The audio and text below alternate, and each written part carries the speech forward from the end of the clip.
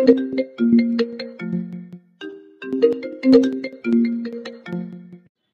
রকমের ফুলে সাজানো বাসর ঘরে বসে বসে চোখের পানি ফেলছে নীল। অপর পাশের সোফায় বসে গালে হাত দিয়ে তার দিকে তাকিয়ে আছে তার সদ্য বিবাহিত স্ত্রী কণ্ঠ। বাসর ঘরে বসে নতুন বউ কাঁদলে তা মানা যায়, কিন্তু বাসর ঘরে বসে যদি কোনো বর কান্না করে তাহলে কি তা মানা যায়? এর চাইতে উদ্ভট ঘটনা পৃথিবীতে দুটো আছে বলে মনে হয় না। নীলের কান্নায় কণ্ঠ প্রচন্ড বিরক্ত হচ্ছে। সে বুঝতে পারছে না এত কান্নার কি আছে, বিয়েই তো হয়েছে, অন্য কিছু তো আর না। কণ্ঠ কোনো কথা না বলে চরম বিরক্তিকর সহিত উঠে ওয়াশরুমে চলে যায়। নীল একবার আর চোখে কণ্ঠের যাওয়ার দিকে তাকালো। কণ্ঠকে দেখলেই নীলের কান্না উপচে পড়ছে। এই ছিল তার কপালে? সে তো কোনোদিন কারো কোনো ক্ষতি করেনি, তাহলে এটা কেন হলো তার সাথে? কেন হলো এমন? এর থেকে তো ভালো ছিল সে সারা জীবন চিরকুমার থেকে যেত। কিছুক্ষণ পর ফ্রেশ হয়ে ওয়াশরুম থেকে বেরিয়ে আসে কণ্ঠ। কণ্ঠ একটা নীলের দিকে তাকালো। সে এখনো কান্নায় মগ্ন। এনাফ নীল, আর কত কাঁদবি? এমন ভাব করছিস যেন কেউ তোরে রেপ করছে। ছি, এগুলো কেমন ভাষা? নাক ছিটকে বলল নীল। তোর এই ফ্যাচ ফ্যাচানো দেখে এর চেয়ে ভালো কিছু আমার মুখে আসছে না, বিশ্বাস কর। এমন উদ্ভট আচরণ কেন করছিস তুই? তুই আমার কষ্ট কি বুঝবি? তোর গলায় তো সাক্ষাৎ শাকচুনি বউ জোটেনি। কি বললি তুই? চিবিয়ে চিবিয়ে কথাটা বলল কণ্ঠ। কণ্ঠর এমন রাগী কণ্ঠ শুনে নীলের খেয়াল হলো সে কি বলছে। ওই জিহ্বায় কামড় দিয়ে অসহায় দৃষ্টিতে তাকালো কণ্ঠের দিকে। কণ্ঠ তারই দিকে কটমট দৃষ্টিতে তাকিয়ে আছে। নীল কয়েকটা শুকনো ঢোক গিলল। বিশ্বাস কর নীল, তুই যদি আমার স্বামী না হতিস এই মুহূর্তে তোর ঘাড় আমি মটকাতাম। এই জন্যই তো তোকে শাকচুনি বলি। কথাটা আসতে বলায় কণ্ঠ ঠিকভাবে তা শুনতে পায়নি। কি বিড়বিড় করছিস? জোরে বল যা বলার। না না, কিছু না, কিছু বলছি না আমি। কণ্ঠ আর কোনো কথা বাড়ালো না। সে এমনিতেই প্রচুর ক্লান্ত। সারাদিনে অনেক ধকল গিয়েছে তার উপর দিয়ে। আজ সকালেও সে স্বাধীন একজন মানুষ ছিল। মুক্ত পাখির মতো উড়ে বেরিয়েছে সে, কিন্তু এখন সে একজনের স্ত্রী, একটা ভদ্রবাড়ির বউ। সে যদি জানতো নিজের বেস্ট ফ্রেন্ডের বিয়ের দাওয়াতে বরযাত্রী হিসেবে গিয়ে বিয়ের কোণে হয়ে যেতে হবে, তাও আবার নীলের মতো বলদ মার্কা একটা ছেলের, তাহলে সে জীবনেও কি বিয়েতে যেত? না, একদম যেত না সে। কণ্ঠ খুব শখ করে সেজেগুজে নিজের বেস্ট ফ্রেন্ডের বিয়েতে গিয়েছিল, আর সেই শখটাই তার কাল হয়ে দাঁড়িয়েছে। একটা দীর্ঘশ্বাস ফেলে বিছানায় লম্বা হয়ে শুয়ে পড়লো কণ্ঠ। কণ্ঠকে বিছানায় শুতে দেখে এক লাফে দাঁড়িয়ে গেল নীল। কণ্ঠ নীলের দিকে তাকিয়ে জিজ্ঞেস করলো, বানর হলি কবে থেকে তুই? মানে? লাফাচ্ছিস কেন এমন ভাবে? দেখছিস আমি ঘুমানোর প্রস্তুতি নিচ্ছি। ঘুমাবি ভালো কথা, এখানে খাটের উপর কেন? আমার জানা মতে মানুষ খাটের উপরেই ঘুমায়, খাটের তলায় না। নীল চোখ মুখ কুচকালো। ঠিক এই কারণেই মেয়েটাকে তার পছন্দ নয়। এই মেয়ে কখনোই সোজাভাবে কথা বলতে পারে না। সোজাভাবে কথা বলা এই মেয়ের ধাতে নেই। তুই খাটে ঘুমাবি না একদম। তো কি তোর ঘাড়ে ঘুমাবো? নীল কণ্ঠের দিকে কেমন করে তাকালো। আচ্ছা বল, আমি কেন খাটে ঘুমাতে পারবো না? কারণ এটা আমার খাট। ও আচ্ছা, ঠিক আছে, আমি আব্বুকে বলে দেবো কাল একটা খাট পাঠিয়ে দিতে। এখন অনেক রাত হয়ে গিয়েছে, এখন সম্ভব না। জানিসই তো আব্বু অসুস্থ, আজকে ঘুমোতে দে। তুই খাটে ঘুমালে আমি কোথায় ঘুমাবো? এবার যেন কণ্ঠের রাগ হলো। নিজেকে যথাসম্ভব শান্ত রেখে কণ্ঠ উত্তর দিল, মানুষ যেহেতু খাটে ঘুমায় সেহেতু তোরও খাটে ঘুমানোর কথা। অসম্ভব, আমি জীবনও তোর সাথে এক খাটে ঘুমাতে পারবো না। এক প্রকার চেঁচিয়ে কথাটা বলল নীল। একে তো এই আনএক্সপেক্টেড বিয়ে, তার উপর নীলের ফালতু বকর বকর মিলিয়ে কণ্ঠের মেজাজ এখন জ্বলন্ত আগ্নেয়গিরি। কেন রে, আমার সাথে এক খাটে ঘুমালে কি সমস্যা তোর? আমার গায়ে কি কোনো ছোঁয়াচে রোগ আছে যে তা তোর মোমের মতো শরীরে অ্যাটাক করবে? নাকি আমি কোনো বখাটে যে তোর মতো অবলা পুরুষকে একা পেয়ে তোর সুযোগ নেব, তোর সতীত্ব হরণ করব? কণ্ঠের এমন কথায় নীলের যেন কান দিয়ে ধোঁয়া বের হচ্ছে। নীল কোনো রকমে নিজেকে সামলে নিয়ে মিনমিন করে বলল, আচ্ছা ঠিক আছে, ঘুমা তুই। Good boy. আর শোন, ঘুমের সময় আমি সাউন্ড একদম পছন্দ করি না। যদি তোর ভ্যা ভ্যা একটা শব্দ আমি পাই তাহলে তোর এমন অবস্থা করব সারা জীবনে আর মুখ দিয়ে শব্দ করার মতো কোনো অবস্থায় থাকবি না। নীল এমনিতেই কণ্ঠকে কিছুটা ভয় পায়, আর এখন কণ্ঠের এমন হুমকি শুনে নীল ঠোঁটে আঙুল দিয়ে চুপ করে রইল। ক্লান্ত থাকায় অল্প সময়ের মধ্যে কণ্ঠ ঘুমিয়ে যায়। নীল কণ্ঠের দিকে মুখ গোমড়া করে তাকিয়ে আছে। নিজের ভবিষ্যৎ নিয়ে তার এখন ভীষণ চিন্তা হচ্ছে। বাবা এটা আমার সাথে কিভাবে করতে পারলো? কোনে পালিয়ে গিয়েছে বলে কি তিনি এমন একটা ধানি লঙ্কা টাইপ মেয়ের সাথে আমার বিয়ে দিবে? আর ওই মেয়েকেও বলি, বিয়ে যখন করবি না তখন রাজি কেন হয়েছিলি? ধান্দাবাজ মেয়ে মানুষ কোথাকার। কিন্তু ওই মেয়ের কথাবার্তায় তো কোনোদিন মনে হয়নি যে ওই মেয়ের অন্য জায়গায় চক্কর আছে। ফোনে কত মিষ্টি মিষ্টি কথা বলতো, হ্যাঁ মনে হতো সে রসগোল্লার চাইতেও কয়েকগুণ বেশি মিষ্টি। কিন্তু বিয়ের দিন কি করলো? পালিয়ে গেল। শিওর অন্য জায়গায় চক্কর আছে। যদি না থাকে তাহলে পালালো কেন? আমাকে কি পছন্দ নয় তার? আরে কিভাবে আমাকে অপছন্দ করবে সে? আমি কি দেখতে খারাপ নাকি তাহলে? আরে তাহলে যাই হোক না কেন, ওই মেয়েকে যদি পাই একবার আচ্ছা করে বকে দিব। বেয়াদব মেয়ে মানুষ, ওর চক্করে আমার জীবনে এই শাকচুনি পার্মানেন্টলি জুড়ে গেছে। এখন আমার কি হবে? এই মেয়ে তো আমাকে শান্তিতে বাঁচতে দেবে না। কোন কুক্ষণে যে এই মেয়ে আমার কপালে এসে জুটেছিল। হাবিজাবি ভাবনার মাঝে নীল ডুব দিল অতীতে, যেদিন কণ্ঠের সাথে তার প্রথম দেখা হয়েছিল। ওই দিনকে নীল নিজের জীবনের অভিশপ্ত দিন হিসেবে মনে রেখেছে। নীল তখন অষ্টম শ্রেণীর ছাত্র। বাবার ট্রান্সফারের কারণে তারা সে বছর সিলেট থেকে ঢাকায় শিফট হয়েছিল। সেদিন ছিল স্কুলে নীলের প্রথম দিন। নীল বরাবরই শান্ত স্বভাবের ছেলে। স্কুলে নতুন হয় সেদিন তাকে স্কুলের সিনিয়র স্টুডেন্টরা আটকে ছিল। নীলকে কোনো বড় আপুকে প্রেম নিবেদন করার টাস্ক দেওয়া হয়েছিল। নীল রাজি হলো না, যার দরুন তাকে বলা হলো মাঠে সবার সামনে কানে ধরে উঠবস করতে। নীল এতেও রাজি হলো না, আর ওইদিকে বদমাস সিনিয়র গুলো তাকে ছাড় দেবার নয়। অবশেষে নীল পরাজিত হলো ওদের কাছে। চোখে এক সমুদ্র অশ্রু নিয়ে সে কানে ধরে উঠবস করার প্রস্তুতি নিল। যখনই সে বসতে যাবে তখন পেছন থেকে একটা মেয়ের ভরাট কণ্ঠ ভেসে আসলো। কি হচ্ছে এখানে? নীল তাকিয়ে দেখলো নীল রঙের স্কুল ড্রেসে পরিহিত দুই বিনুনি করা একটা মেয়ে দাঁড়িয়ে আছে। মেয়েটির হাতে ছোটখাটো চিকন একটা লাঠি। মেয়েটাকে দেখে বদমাস সিনিয়র গুলো কেমন ঘাবড়ে গেল। দেখো, কণ্ঠ এখানে তোমার কোনো কাজ নেই, তুমি যাও এইখান থেকে। অবশ্যই যাব, তবে এই বলদকে সাথে করে নিয়ে যাব। নীল বেশ বুঝতে পেরেছিল কণ্ঠ নামের তেজি মেয়েটা তাকে বদলোক বলে সম্বোধন করেছে। এতে নীল যেন কিছুটা অপমানিত হলো। দেখো কণ্ঠ, এটা আমাদের ব্যাপার, তুমি যাও। আচ্ছা এই বলদ, চলো। নীলকে উদ্দেশ্য করে কথাটা বলল কণ্ঠ। ও কেন যাবে? ওর কাজ আছে এখানে। আচ্ছা তা কি কাজ আছে শুনি? আমাদের ব্যাপারে তুমি সবসময় নাক কেন গলাতে আসো? আমার স্কুলে আমার চোখের সামনে যখন কেউ অনৈতিক কাজ করে, কাউকে বিরক্ত করে, তাহলে আমি কিভাবে চুপ করে থাকি বলো তো সামি ভাইয়া? জানো তো আমি আবার একটু মাদার তৃষা টাইপ মানুষ। বলি ডান চোখে একটা টিপ্পনি কাটলো কণ্ঠ। শোনো সামি ভাইয়া, আমি তোমাকে শেষবারের মতো বলছি ভালো হয়ে যাও, নয়তো আমি যেটা করব সেটা তোমার একদম ভালো লাগবে না। তাই আবারও বলছি ভালো হয়ে যাও। ভালো হতে পয়সা লাগে না, বুঝলে? এবার নীলের দিকে তাকিয়ে বলল, এই বলদ, আসো আমার সাথে। নীল কোনো কথা না বলে কণ্ঠের সাথে চলল। এখানে দাঁড়িয়ে থাকা তার জন্য সুখকর নয় তা সে বুঝে গেছে। আগে আগে হাঁটছে কণ্ঠ, আর তাকে ভদ্র ছেলের মতো অনুসরণ করছে নীল। নাম কি? কণ্ঠের আচমকা প্রশ্নে ঘাবড়ে যায় নীল। সে ঘামছে। কণ্ঠ শত বিরক্তি নিয়ে নীলের দিকে তাকিয়ে আছে। এমন ছেলে তার মোটেও পছন্দ নয়। ছেলে হয়ে জন্মেছিস, ভয় কেন পাবি? ভয় পাওয়া কি তোদের মানে নাকি? আজব। আমি শুধু নাম বলতে বলেছি, কাউকে খুন করতে বলিনি যে তুমি এমন ঘাবড়ে যাচ্ছ। বেজিমান। নীল স্বাভাবিক হতে পারল না। কণ্ঠ এবার নরম স্বরে জিজ্ঞেস করলো, নাম কি তোমার চান্দু? নীল। নীল? হলুদ কেন নয়? কথাটা বলে কণ্ঠ পা থেকে মাথা অব্দি একবার নীলকে স্ক্যান করলো। কণ্ঠের এমন দৃষ্টিতে নীল আরো ঘাবড়ে গেল। তোমার নাম নীল না হয়ে লাল হলে ভালো হতো। দেখো তোমার মুখটা কেমন লাল টমেটোর মতো হয়ে গেছে। নীল কিছু বলল না। সে অবলা ছেলের মতো দাঁড়িয়ে রইল। আচ্ছা বাদ দাও, কোন ক্লাসে তুমি? ক্লাস 8। আরে আমিও তো সেম ক্লাস। আমি তোকে তুমি করে বলছি। উফ, আমিও না কত ফর্মালিটি করি। শোন চান্দু, আজ থেকে তুই আমার ফ্রেন্ড। যেন তেন ফ্রেন্ড নয়, আজ থেকে তুই আমার বেস্ট ফ্রেন্ড, বুঝেছিস? আমি আপনার বেস্ট ফ্রেন্ড কেন হতে যাব? আমি তো আপনাকে চিনিও না। কণ্ঠ মুখ বাঁকালো। ওই আপনি আপনি কি করছিস? আমি কি তোর খালা আম্মা লাগি নাকি? তুই করে বলবি। তুই ছাড়া অন্য কিছু বললেই মাইর, একেবারে কঠিন মাইর, মনে থাকবে। আর চিনিস না তো কি হয়েছে, আস্তে আস্তে চিনে যাবি, নো প্যারা। আর শোন, একদম আপনি আপনি করবি না বলে দিলাম। নীল ভয় পেল। সে মাথাটা হালকা উপর নিচ করে বোঝালো তার মনে থাকবে। সে এখন থেকে কণ্ঠকে তুই করেই সম্বোধন করবে। সেদিন থেকে কণ্ঠ আছে নীলের জীবনে। একসাথে স্কুল, কলেজ, অতঃপর ভার্সিটি। ভার্সিটি নিয়ে আবার আরেক ঝামেলা হয়েছিল। নীল পড়ালেখায় ভালো ছিল।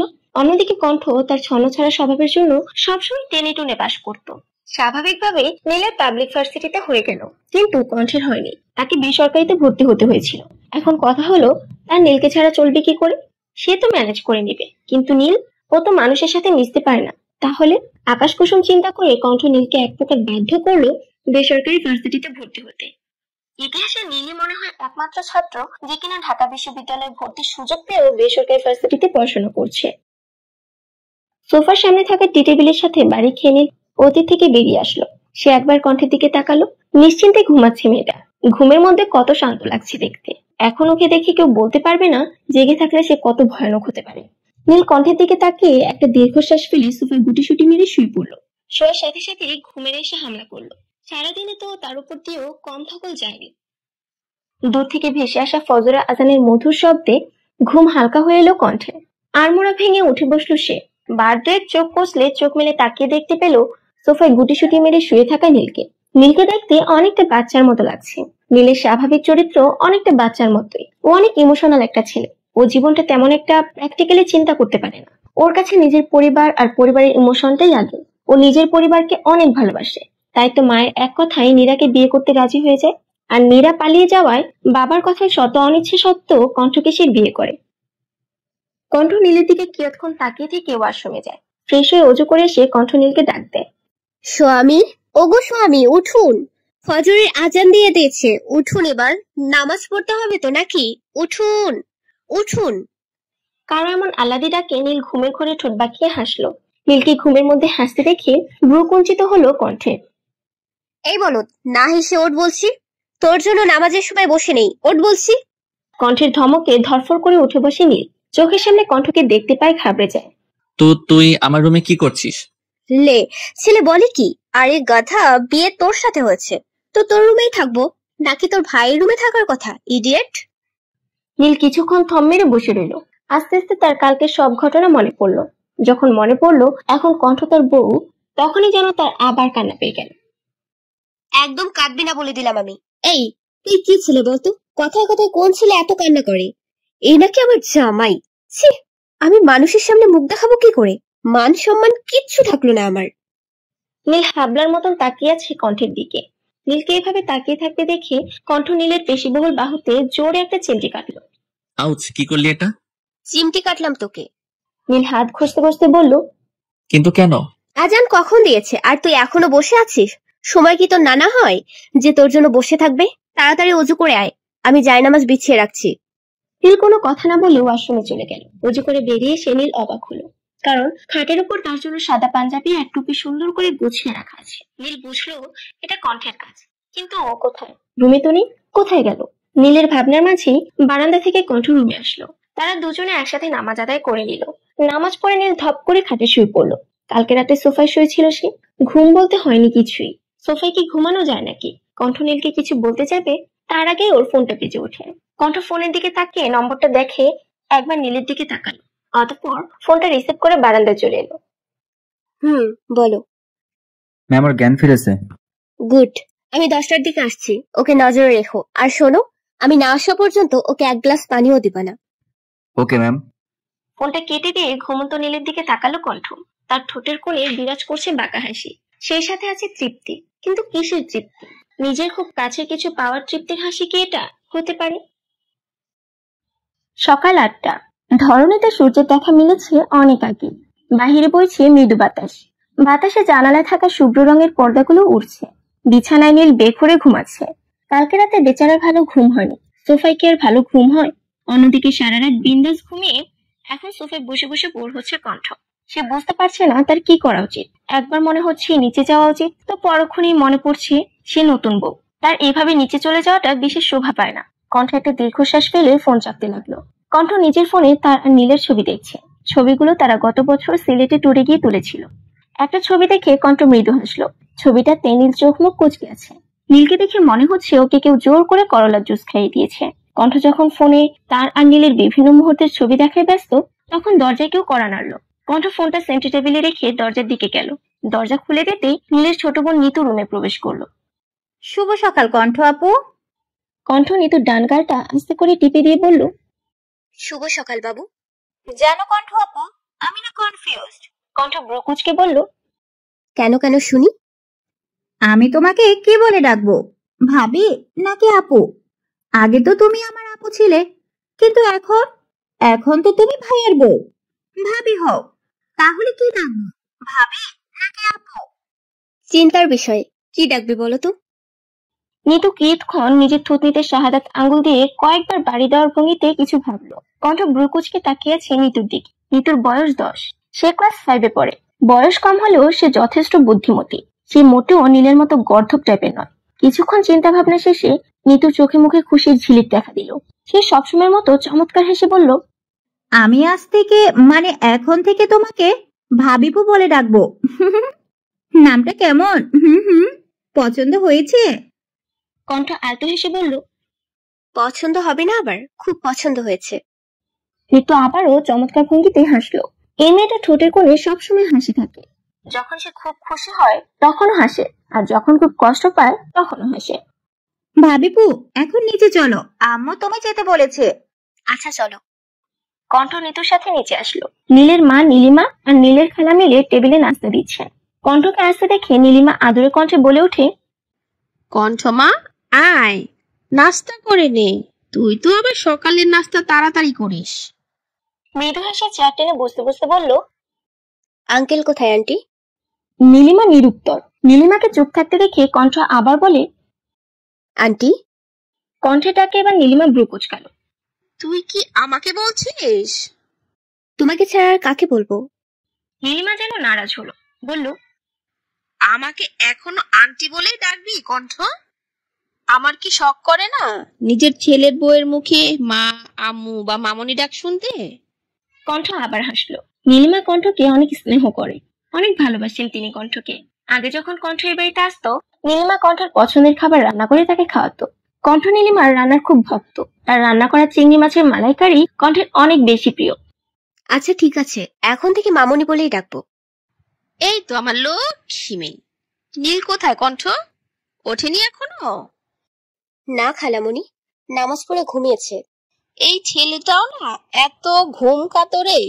তুই খাওয়া শুরু কর। বাকি সবাই কোথায়? সবাই রিসেপশনের কাজে ব্যস্ত আছে, তুই খা। কণ্ঠ কোনো কথা না বলে খাওয়ায় মন দিল।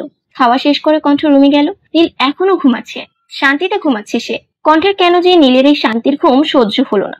ভেতর থেকে তার অন্তরাত্মা তাকে বারবার বলছে, না কণ্ঠ না, তুই নীলকে এত শান্তিতে ঘুমাতে দিতে পারিস না। তোর উচিত নীলকে বিরক্ত করা, এটা তোর দায়িত্ব। তুই নিজের দায়িত্বে অবহেলা করতে পারিস না। কণ্ঠ নিজের অন্তরাত্মার কথা শুনলো।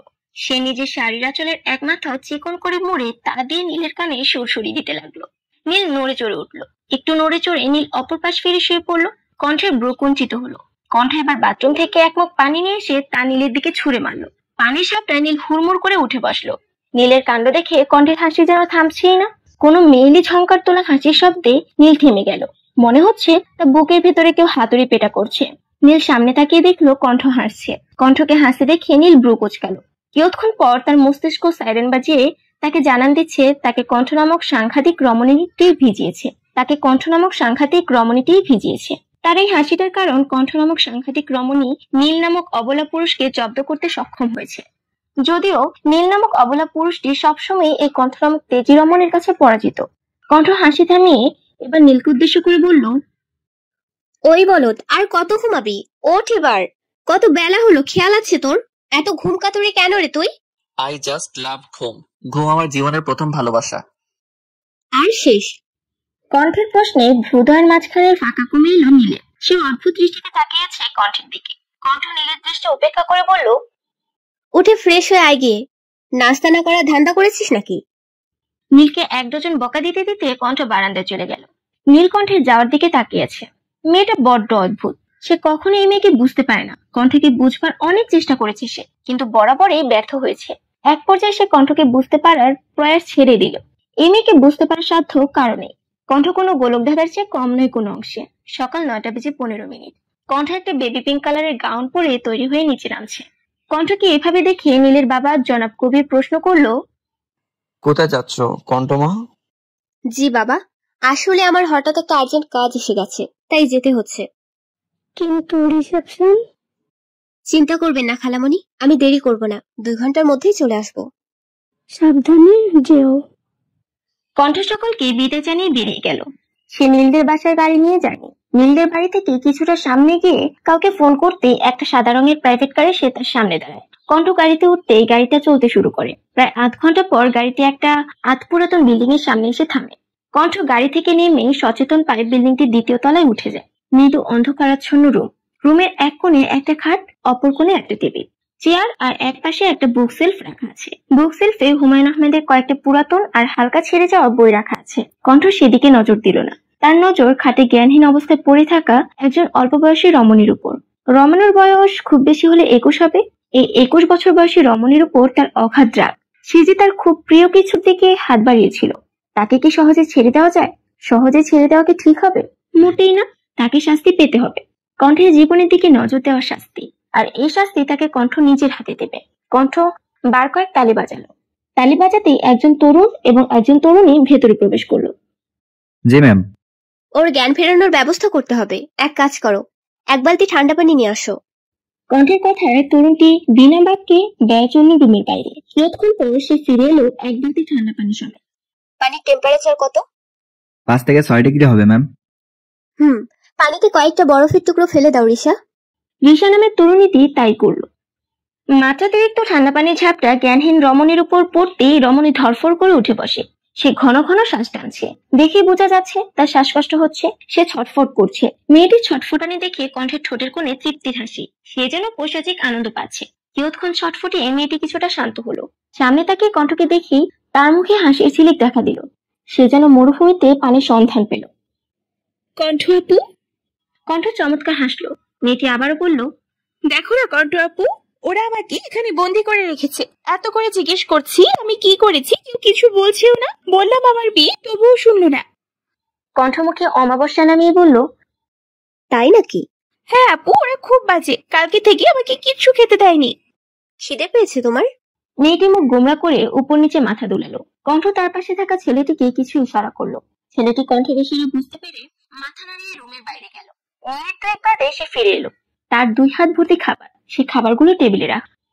যাও যাও, খাও গিয়ে। কণ্ঠ কথাটা বলার সাথে সাথে মেয়েটি দৌড়ে খাবারের কাছে গেল। উচ্ছ্বাসিত হয়ে খাবারের উপর থেকে ঢাকনা সরাতেই তার মুখে নেমে এলো অমাবস্যা। এগুলো কি কণ্ঠ আপু?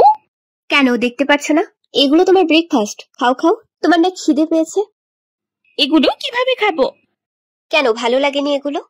এটাকে কি রুটি বলে? এটা তো পাথরের মতো শক্ত। আর রুটির সাথে কি আছে এগুলো? খেজুরের রসের গুড়, বলল শৈবাল। আমি এগুলো খাই না। শৈবাল, মীরা ম্যাডাম এগুলো খান না। এগুলো নিয়ে যাও, ম্যাডাম না খেয়ে থাকবেন। আমি কখন বললাম আমি না খেয়ে থাকবো? বলনি বুঝি? মীরা জেদ ধরলো সেগুলো খাবে না। তাকে ডাবল ডিমের অমলেট দিতে হবে। মীরার কথায় কণ্ঠ ভীষণ বিরক্ত হচ্ছে। অপরদিকে রিশা অনেক কষ্টে নিজের হাসি চেপে রেখেছে। যে কিডন্যাপ করলো তাকেই ডাবল ডিমের অমলেট দিতে বলছে। শোনো মেয়ে, যদি খেতে চাও তাহলে এগুলোই খেতে হবে। এগুলো খেতে না চাইলে উপবাস থাকো। এক একজন জ্বালিয়ে খেলো আমায় একেবারে। কণ্ঠের ধমকে মীরা কেঁপে উঠল। তার চোখ ভরে উঠল তপ্ত অশ্রুতে। কণ্ঠ আরেক দফা বিরক্ত হলো।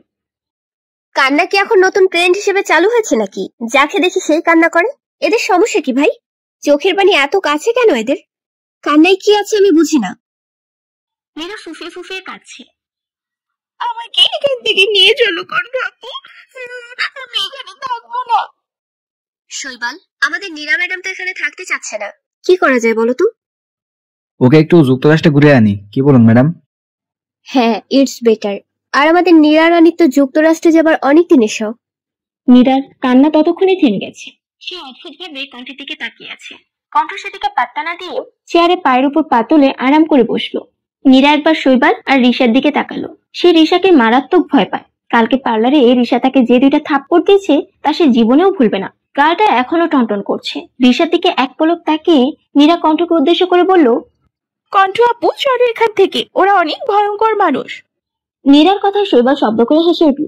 কণ্ঠ ঘাড় ঘুরিয়ে শৈবালের দিকে তাকাতেই শৈবাল মুখে আঙুল দিল। শৈবালকে হাসতে দেখে মীরা বোকার মতো প্রশ্ন করল, উনি হাসছেন কেন? এবার কণ্ঠ আলতো হাসলো। এই বুদ্ধি নিয়ে তুমি আমার কলেজের দিকে হাত বাড়িয়েছিলে, আমার সাথে টক্কর নিয়েছিলে। তারিফ করতে হয়। মীরা কণ্ঠের কথার আগামাথা কিছুই বুঝলো না। তুমি এগুলো কি বলছো কণ্ঠ আপু? বুঝতে পারছো না? মীরা মাথা ধুলালো। আচ্ছা নীরা, বলো তো তুমি এখানে কেন আর আমি এখানে কেন? আমি এখানে কারণ ওই মেয়েটা ঠাস ঠাস 2টো থাপ্পড় আর ওই ছেলেটা আমাকে ইনজেকশন দিয়ে এখানে নিয়ে এসেছে। রিশা, তুমি 2টো থাপ্পড় দিয়েছো? আরো একটা দেওয়ার ইচ্ছা ছিল, কিন্তু তার আগেই জ্ঞান হারালো। কণ্ঠ আপু আমাকে এখান থেকে বের করো। কি তখন থেকে নিয়ে যাও, বের করো। এত কষ্ট করে তোমাকে কিডন্যাপ করলাম, কি এত সহজে ছেড়ে দিতে? মানে আমাকে তুমি কিডন্যাপ করেছো? আমি ছাড়া আর কার ঠেকা পড়ছে তোমার মতন উটকো ঝামেলাকে কিডন্যাপ করাতে যাবে? মইটা তো তুমি আমার পাকা ধানেই দিয়েছো মেয়ে। তুমি আমায় কিডন্যাপ কেন করালে? কি করেছি আমি? রিয়েলি কি করেছো তুমি? আমার কলিজা ধরে নাচানাচি করে এখন বলছো কি করেছো? কি ভেবেছিলে তোমাদের প্ল্যান সাকসেসফুল হবে? ভাবলে কি করে আমি তা হতে দেব? মীরা কিছুটা ঘাবড়ে গেল। প্ল্যান? কিসের প্ল্যানের কথা বলছো তুমি? নীরা আপার স্মৃতিশক্তি লোপ পাইছে ম্যাম। তাই তো দেখছি, তবে কোনো ব্যাপার না। I can't help her if she want. কি নীরা আপা, লাগবে হেল্প? এই আপা কাকে বলছেন? হ্যাঁ, বেয়াদব ছেলে মানুষ একটা, হঠাৎ ইনজেকশন পুশ করে দেয়, আবার আমাকে আপা বলছে। আহা নীরা, চড়ছো কেন? Relax baby. আর শৈবাল, এটা কোন ধরনের অসভ্যতা? তুমি নীরা রানীকে হুটহাট ইনজেকশন কেন পুশ করো? নেক্সট টাইম এমন করবে না। Now what ever. শৈবাল, ম্যাডামকে ভিডিও ক্লিপটা দেখাও। কণ্ঠের কথায় শৈবাল নিজের হাতে থাকা ট্যাবলেটে একটা ভিডিও চালু করলো। ভিডিওতে দেখা যাচ্ছে নীরা কারোর সাথে ফোনে কথা বলছে, আর তার ঠোঁটের কোণে ঝুলছে শয়তানি হাসি। নীরা ফোনে যা যা বলছে তা এই ভিডিওতে স্পষ্ট। নীরা একবার কণ্ঠের দিকে তাকালো, তার ঠোঁটেও বাঁকা হাসি, কিন্তু চোখ দুটো অস্বাভাবিক লাল হয়ে আছে। কণ্ঠের চোখের দিকে তাকাতেই আটকে উঠল নীরা। সে বারবার ঢোক গিলছে। তো নীরা ম্যাডাম, কিছু মনে পড়লো? আমায় ক্ষমা করে দাও, আমি আর এমন করব না। তোমাকে আর এমন কিছু করার সুযোগ দিলে তো তুমি এমন করবে, সেই সুযোগটাই তো তুমি পাবে না। আমার ভুল হয়ে গেছে, প্লিজ লিভ মি। আমার কলিজা ধরে নাচানাচি করার সময় মনে হয়নি এটা ভুল, এটা অন্যায়? নীরা কিছু না বলে মাথা নিচু করে আছে। কণ্ঠ দ্বিগুণ রেগে বলল, তোমার সাহস দেখে আমি জাস্ট অবাক। তুমি তোমার এমন খাটিয়া শখের জন্য আমার নীলকে চুজ করেছো? নীরা ভয় ভয়ে আবারও বলল, আমাকে ছেড়ে দাও আপু, প্লিজ। ছেড়ে দেবো এত সহজে? হ্যাভ ইউ এনি আইডিয়া তোদের এই জঘন্য কাজের জন্য নীল কতটা কষ্ট পেত, নীলের পরিবারের কতটা অসম্মান হতো? তোর তো ভাগ্য ভালো, নীলের বিরুদ্ধে এত বড় ষড়যন্ত্র করার পরেও তুই আমার সামনে দু পায়ে দাঁড়িয়ে আছিস। কণ্ঠ একটু দম নিল। তোর এই কাজের জন্য তুই তো অবশ্যই শাস্তি পাবি। তা কি শাস্তি পেতে চাস বল, তাড়াতাড়ি বল। আমার আবার অত সময় নেই, জানিস তো আজ আমার বউ ভাত। কথাটা বলে বাচোখে একটা টিপ্পনি কাটলো কণ্ঠ। নীরা এখনো মাথা নিচু করে আছে। আচ্ছা, ভেবে শাস্তি ডিসাইড করবি, ঠিক আছে? তুই ভাবতে থাক। আর শৈবাল, আমাদের নীরা ম্যাডামের শো কল্ড প্রেমিকের কোনো খবর পেলে? কণ্ঠের মুখে নিজের প্রেমিকের কথা শুনে নীরা যেন 4000 ভোল্টের শক খেলো। নীরা বিস্তারিত নয়নে তাকালো কণ্ঠের দিকে। কণ্ঠ নীরার চাহনি দেখে বাঁকা হাসলো। কি ভেবেছিলে নীল একটা মেয়েকে বিয়ে করবে আর আমি তার কোনো খবর নেব না? তোমার সম্পর্কে তো সেদিনই সব ইনফরমেশন জোগাড় করেছি, যখন তোমাদের বিয়ের কথাবার্তা চলছিল। আমাকে এত কাঁচা খেলোয়াড় ভেবো না শোনা, আমি সব দিক সামলে তবেই মাঠে নামি। আচ্ছা, তোমার ওই প্রেমিকের নাম কি গো? রাহাত শিকদার ম্যাম। খুব সুন্দর নাম, যেমন সুন্দর নাম ঠিক তেমনই কুৎসিত কাজ। তা শৈবাল, নীরা ম্যাডামের শো কল্ড প্রেমিকের খোঁজ পেলে? শৈবাল ঠোঁট টিপে হেসে বলল, জি ম্যাম, নীরা আপার সোকল প্রেমিক তার সোকল প্রেমিকের সাথে ট্যুরে গিয়েছে। নীরা যেন আরো অবাক হলো। তাহলে কি রাফাত তাকে ঠকালো? না না, রাফাত এমন করতে পারে না। রাফাত তাকে কেন ঠকাবে? রাফাত তো তাকে ভালোবাসে, খুব ভালোবাসে। 4 বছরের সম্পর্ক তাতে। তাহলে রাফাতের অন্য প্রেমিকা কোথা থেকে আসলো? ওরা হয়তো ভুল বলছে। ভুলই বলছে। রাফাত মোটেও এমন নয়, সে খুব ভালো ছেলে। নীরা বিভিন্ন কথায় নিজের মনকে সান্ত্বনা দিতে ব্যস্ত। আরে নীরা ম্যাডাম, আপনার শো কল্ড প্রেমিকের শো কল্ড প্রেমিকাও রয়েছে। বাই দ্য ওয়ে, রাফাত যদি নিজের প্রেমিকার সাথে সাজিক থাকে, তবে তুমি কি? বলল রিশা। তার ছেলের হাসি দিয়ে কণ্ঠ বলল, ঠিকই বলেছ। আর শৈবাল, রাফাত শিকদারের যদি সাজেক ঘোরা শেষ হয়ে থাকে, তবে তাকে একটু আমার দর্শন করিও তো। ব্যাটার কর্মফল দেয়া বাকি। জি ম্যাম। কণ্ঠ এক নজর নিজের হাতে থাকা ঘড়িটা দেখলো। আচ্ছা শৈবাল, আমাকে যেতে হবে, রিসেপশনের সময় হয়ে এসেছে। আমার স্বামী হয়তো আমার অপেক্ষায় আছে। কণ্ঠ আপু, তুমি বিয়ে করেছো? হ্যাঁ, কেন? তুমি কি ভেবেছিলে আমি চিরকুমারী থাকবো? না, ঠিক তা না, কিন্তু তোমাকে কে বিয়ে করে অকালে শহীদ হতে চাইলো? কণ্ঠ চোখ ছোট করে তাকালো নীরার দিকে। নীরা একটা মেকি হাসি দিল। কণ্ঠ এবার দাঁত কিলিয়ে বলল, ওই তোমার না হওয়া বরকে নিজের না হওয়া বাচ্চার বাবা বানিয়ে দিয়েছি। মানে? কণ্ঠ কোনরূপ ভনিতা ছাড়াই বলে দিল, নীলকে বিয়ে করেছি। কি? কেন? ভালোবাসি তাই। নির্লিপ্ত কণ্ঠে কথাটা বলল কণ্ঠ। নীরা ভীষণ অবাক হলো। কণ্ঠ কাউকে ভালোবাসে এটা ভাবতে যতটা না কষ্ট হচ্ছে, তার চাইতে 1000 গুণ বেশি কষ্ট হচ্ছে এটা মানতে যে কণ্ঠ নীলকে ভালোবাসে। এটাও সম্ভব? নীরা অদ্ভুত দৃষ্টিতে তাকিয়ে আছে কণ্ঠের দিকে। কণ্ঠ তার এমন দৃষ্টির মানেটা বুঝলো। অবাক হচ্ছ তাই না? আমি অবাক হয়েছিলাম যখন বুঝতে পারলাম আমি একজনকে ভালোবাসি, তাও কাকে? নীলের মতন একটা ছেলেকে, যে আমার বিপরীত মেরুর মানুষ। ওর সাথে আমার কোনো দিক দিয়ে মেলে না। আমরা সম্পূর্ণ আলাদা স্বভাব চরিত্রের মানুষ, কিন্তু ভালোবাসাটা না কিভাবে যেন হয়ে গেল টেরই পেলাম না। আর তুমি কিন্তু একটা বিগ থ্যাঙ্কস ডিজার্ভ করো। নীরা এবার ব্রু কুঁচকালো। তোমার জন্যই তো বুঝতে পেরেছিলাম আমি নীলকে ঠিক কতটা ভালোবাসি। জানো, তুমি যখন হেসে হেসে নীলের সাথে কথা বলতে, ইচ্ছে করতো তোমার মুখটা ভেঙে দিতে। রাতের বেলায় যখন নীলকে ফোন করলে ওর ফোন বিজি পেতাম, তখন সব ধ্বংস করে দিতে ইচ্ছে করতো। যখন তুমি নীলের হাত ধরে হাঁটতে, মন চাইতো তোমার হাতটা সুন্দর করে তোমার শরীর থেকে আলাদা করে দিই। অনেক কষ্টে তোমাদের বিয়ের দিন পর্যন্ত অপেক্ষা করেছি জানো, দিন যেন কাটছিল না। তুমি হয়তো ভাবছো যখন আমি নীলকে এতটাই ভালোবাসি তখন তোমাদের বিয়ের দিন পর্যন্ত কেন অপেক্ষা করলাম। আসলে কি বলতো, আমি নিজে ড্রামা কুইন না হলেও আই লাভ ড্রামা। আমার বিয়েতে ড্রামা হবে না তা হয় নাকি? কেমন বিধবা বারকা লাগবে না? আর তোমাকে নিজের কবজায় পেতাম কি করে বলো? জানো, খুব ভেবেচিন্তে প্ল্যান বানিয়েছি। তোমাকে আর তোমার ওই লুচ ক্যারেক্টার প্রেমিককে তো আমি ছাড়বো না। খুব শখ না আমার নীলকে ইউজ করাচ্ছি তোমাদের। আমার নীলের দিকে চোখ তুলে তাকালে আমি তোকে দিনের বেলায় তাড়া দিশিয়ে দেবো। চিনো না আমাকে? মীরা একটু ভয় পেল, কারণ সে জানে কণ্ঠ ঠিক কতটা ভয়ঙ্কর। শৈবাল ঋষা, নজর রেখো ওর দিকে বলে দরজার দিকে চলল। দরজার কাছে গিয়ে সে শৈবালকে কিছু একটা ইশারা করলো, অতঃপর সে চলে গেল। রিসেপশনের সময় হয়ে গেছে, মেহমানরা আসতে শুরু করে দিয়েছে, অথচ কণ্ঠের দেখা নেই। সকলে চিন্তায় শেষ। নীল শত বিরক্তি নিয়ে কণ্ঠের ফোনে একের পর এক ফোন করেই চলছে, কণ্ঠ ফোনও তুলছে না। ইডিয়েট মেয়ে, সবসময় তো খুব ইন্টেলিজেন্ট গিরি দেখায়, আর এখন দেখো ফোনটাও তুলছে না। আরে ভাই, ফোন যখন ধরবি না তখন ফোন সাথে কেন রাখিস? যত সব পাগলের দল, নিজে পাগল আমাকেও পাগল বানিয়ে ছাড়বে। সবাই যখন কণ্ঠের চিন্তায় ব্যস্ত, তখন দরজা দিয়ে হাসি মুখে নিজের বাবার হাত ধরে হেঁটে হেঁটে আসছে। কণ্ঠকে দেখে সকলে জানে যেন পানি। অপরদিকে নীলের প্রচন্ড রাগ হচ্ছে। কণ্ঠকে নীলের পাশে দাঁড়ালো। নীল ফিসফিস করে কণ্ঠকে জিজ্ঞেস করলো, কোথায় ছিলিস তুই এতক্ষণ? ফুটবল মাঠে হাডুডু খেলতে গিয়েছিলাম। মানে? আরে বলো, দেখতেই তো পাচ্ছিস আইটেম বম সেজে এসেছি, তার মানে তো পার্লারেই ছিলাম। নীল আর কোনো কথা বললো না। এই মেয়ের সাথে কথা বলা মানে নিজের মাথায় নিজে নারকেল ফাটানো। রিসেপশনের অনুষ্ঠান খুব ভালোভাবেই শেষ হলো। কণ্ঠের বাবা কণ্ঠ আর নীলকে তাদের বাসায় নিয়ে গেল। যেহেতু কণ্ঠের মানেই, তাই কণ্ঠের বাবা আর কণ্ঠের ফুফুই সকল নিয়মকানুন পালন করছে। কণ্ঠদের বাড়িতে 2 দিন থেকে তারা আবারও নীলদের বাড়িতে আসলো। দেখতে দেখতে কেটে গেল 1 সপ্তাহ। কণ্ঠ আর নীলের মধ্যে টম এন্ড জেরি টাইপ সম্পর্ক এখনো চলমান। কণ্ঠ নীলকে ভালোবাসলো, তার কর্মকাণ্ডে তা প্রকাশ পায় না। সে নীলকে হেনস্থা করার একটা সুযোগও হাতছাড়া করে না। অপরদিকে বেচারা নীল বউয়ের অত্যাচারে অত্যাচারিত। সকালবেলা নীলদের বাড়ির সবাই নাস্তা করছে, এমন সময় কণ্ঠ ফর্মাল ড্রেসে নিচে নামলো। কণ্ঠকে ফর্মাল ড্রেসে দেখে নীলের বাবা প্রশ্ন করলো, কন্টমা তুমি এইভাবে?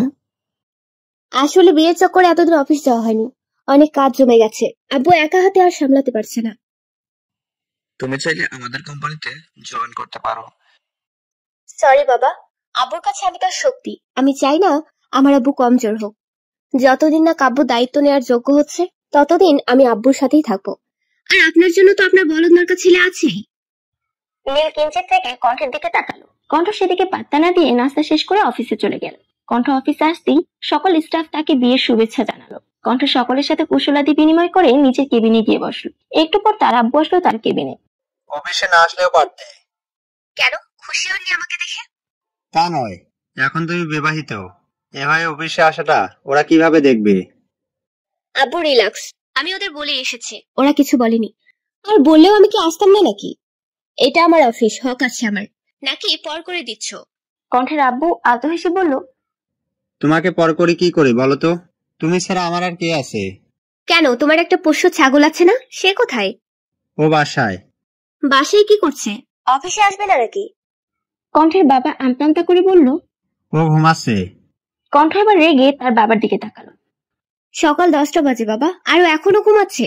ও কি জীবনেও মানুষ হবে না, সারা জীবন ছাগল থেকে যাবে? কোথায় ভাবলাম ওর হাতে এবার সকল দায়িত্ব বুঝিয়ে দেব, কিন্তু মনে হয় না এটা আর সম্ভব। আসতে পারি?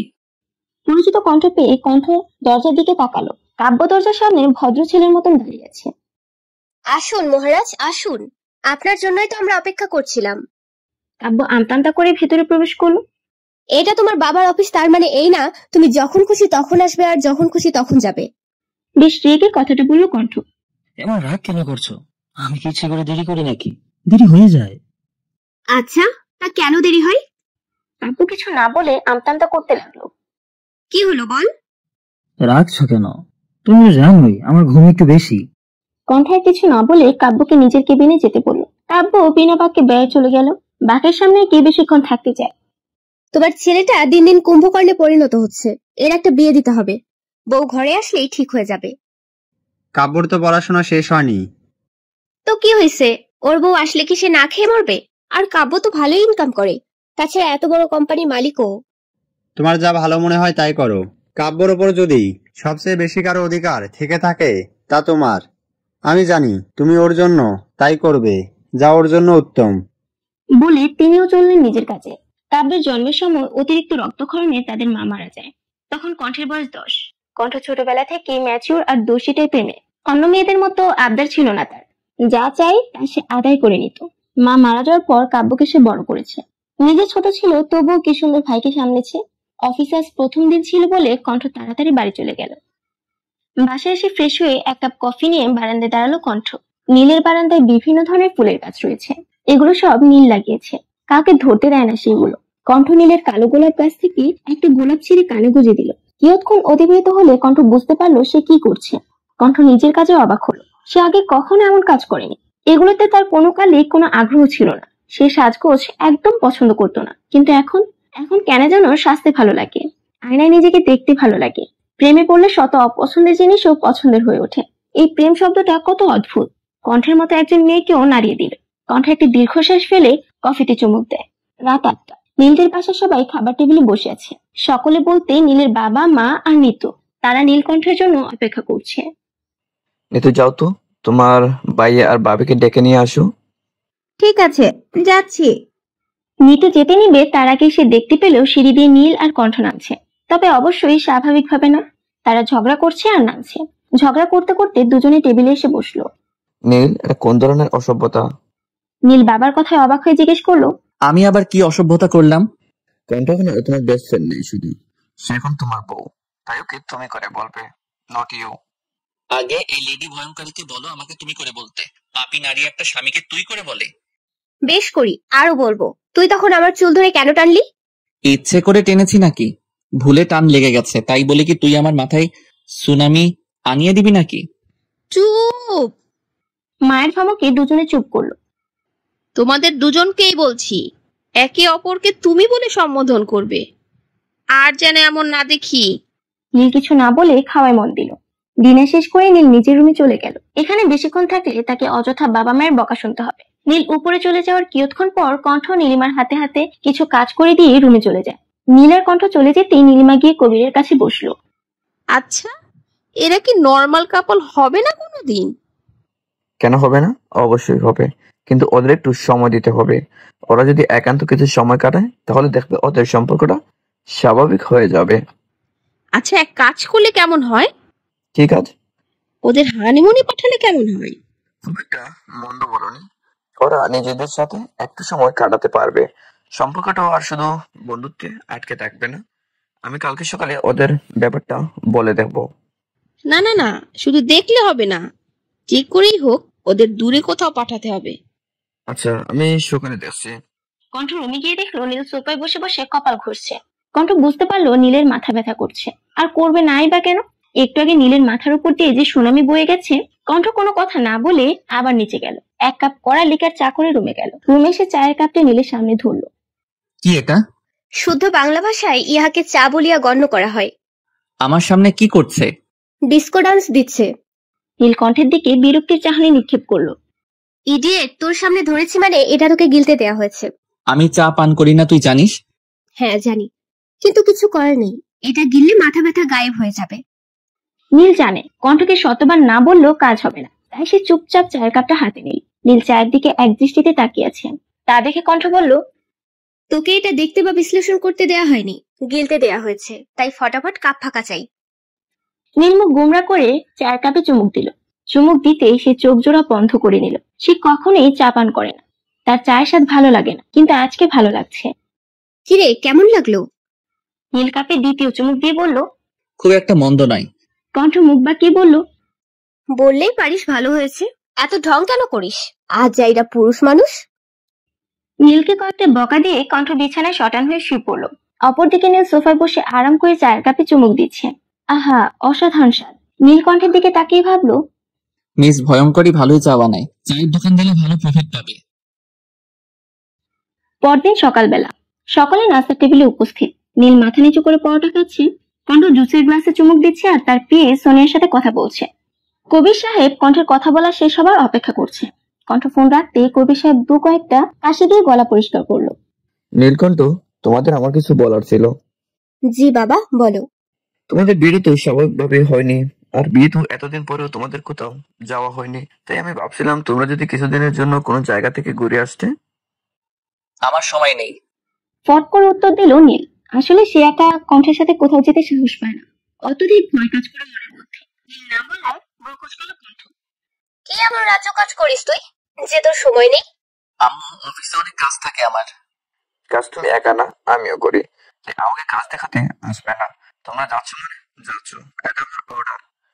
এবার তিনি কণ্ঠের দিকে তাকিয়ে বলল, কণ্ঠমা, তোমার কোনো অসুবিধা আছে? না বাবা। তাহলে তো হয়েই গেল। তা বলো, কোথায় যেতে চাও তোমরা? নীল কিছু একটা ভেবে বলল, কক্সবাজার। কক্সবাজার? সমস্যা নেই বাবা, কক্সবাজারই ঠিক আছে।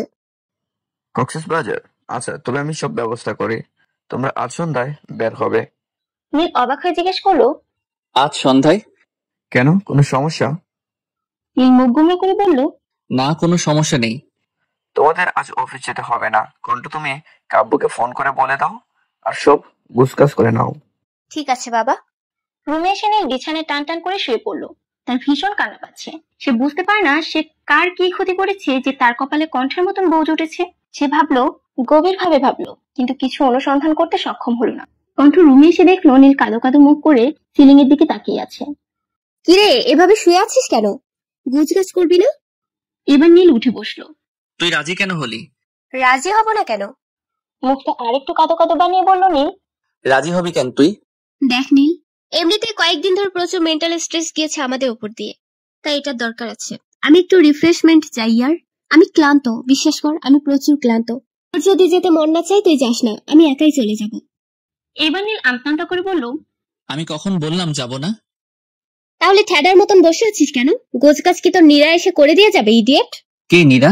ব্রুকোচকে জিজ্ঞেস করলো নীল। নীলের প্রশ্নে অদ্ভুত এক রিয়াকশন দিল কণ্ঠ। সিরিয়াসলি নীল, তুই নীরাকে চিনিস না? চিনলে কি জিজ্ঞেস করতাম নাকি? তোর না হওয়া বইয়ের নাম কি ছিল? নীল নিজের হৃদয় আরেকটু কুঞ্চিত হয়ে জিজ্ঞেস করলো, ওই মেয়ের নাম নীরা ছিল, আসলে মনে নেই। মনে না থাকলেই ভালো, এখন উঠে দরকারি জিনিসপত্র গুছিয়ে নে। সন্ধ্যায় নীল আর কণ্ঠ বেরিয়ে পড়লো কক্সবাজারের উদ্দেশ্যে। তারা বাসে করে যাবে, তাই তারা বাস স্ট্যান্ডে গেল আগে। বাস ছাড়তে আর 5 মিনিট বাকি। কণ্ঠ জানালার পাশের সিটে বসেছে, তার পাশের সিটে নীল। 5 মিনিট পর বাস চলতে শুরু করলো। বাস চলা শুরু করার কিয়ৎক্ষণের মধ্যেই ঘুমিয়ে পড়লো নীল। ঘুমন্ত নীলের মাথা কণ্ঠের কাঁধে এসে পড়লো। কণ্ঠ চমকে পাশ ফিরে দেখলো নীল ঘুমিয়ে গেছে। কণ্ঠ আলতো হেসে নীলের মাথাটা সুন্দর করে নিজের কাঁধে রাখলো। পুরোটা সময় কণ্ঠ নীলকে দেখে দেখে পার করলো। নীলকণ্ঠ কক্সবাজারে এসেছে আজ 2 দিন। প্রথম দিন তারা কেউ হোটেল থেকে বের হয়নি খুব একটা। জার্নির ফলে তারা দুজনেই ভীষণ ক্লান্ত ছিল, যার দরুন প্রথম দিন কিছুক্ষণ করে ট্যুরে বাকি সময় ঘুমিয়ে কাটিয়েছে তারা। প্রথম দিন ঘুমিয়ে কাটিয়ে আজ তারা স্থানীয় মার্কেটে একটু ঘুরলো। তারপর তারা গেল সি বিচে। সমুদ্রে পানি ঢেউ খেলছে। কণ্ঠ ঢেউয়ের সাথে পাল্লা দিয়ে একবার সামনে যাচ্ছে, আবার পিছনে যাচ্ছে। খেলাটা যে কণ্ঠ দারুণ উপভোগ করছে তা তার খিলখিল হাসি শব্দে প্রকাশ পাচ্ছে। কণ্ঠের ঝংকার তোলা হাসির শব্দে নীলের বুকে ঢোল বাজছে। নীল যেন নিজের কয়েকটা হৃদস্পন্দন মিস করে গেল। এই প্রথম নীল ভালো করে কণ্ঠকে খেয়াল করলো। লম্বা 5.5 ফিট মতন হবে, নাকটা একটু চ্যাপটা, কিন্তু চোখ দুটো মায়ায় ভরা, গায়ের রং একটু চাপা।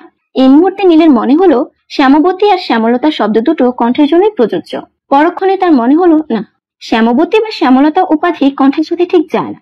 শ্যামবতী মেয়েদের সর্বাঙ্গে দয়াময় বিচরণ থাকে, যা কণ্ঠের মধ্যে ছিটে ফোটাও নেই। নীল কণ্ঠের হাসি মুখের দিকে তাকিয়ে তার ঠোঁটের কোনো আছে হাসি। একসময় নীল অনুভব করলো কণ্ঠের হাসি মুখ দেখতে তার ভালো লাগছে। মনের মধ্যে অন্যরকম এক প্রশান্তি অনুভব হচ্ছে। আগে তো এমন কখনো হয়নি।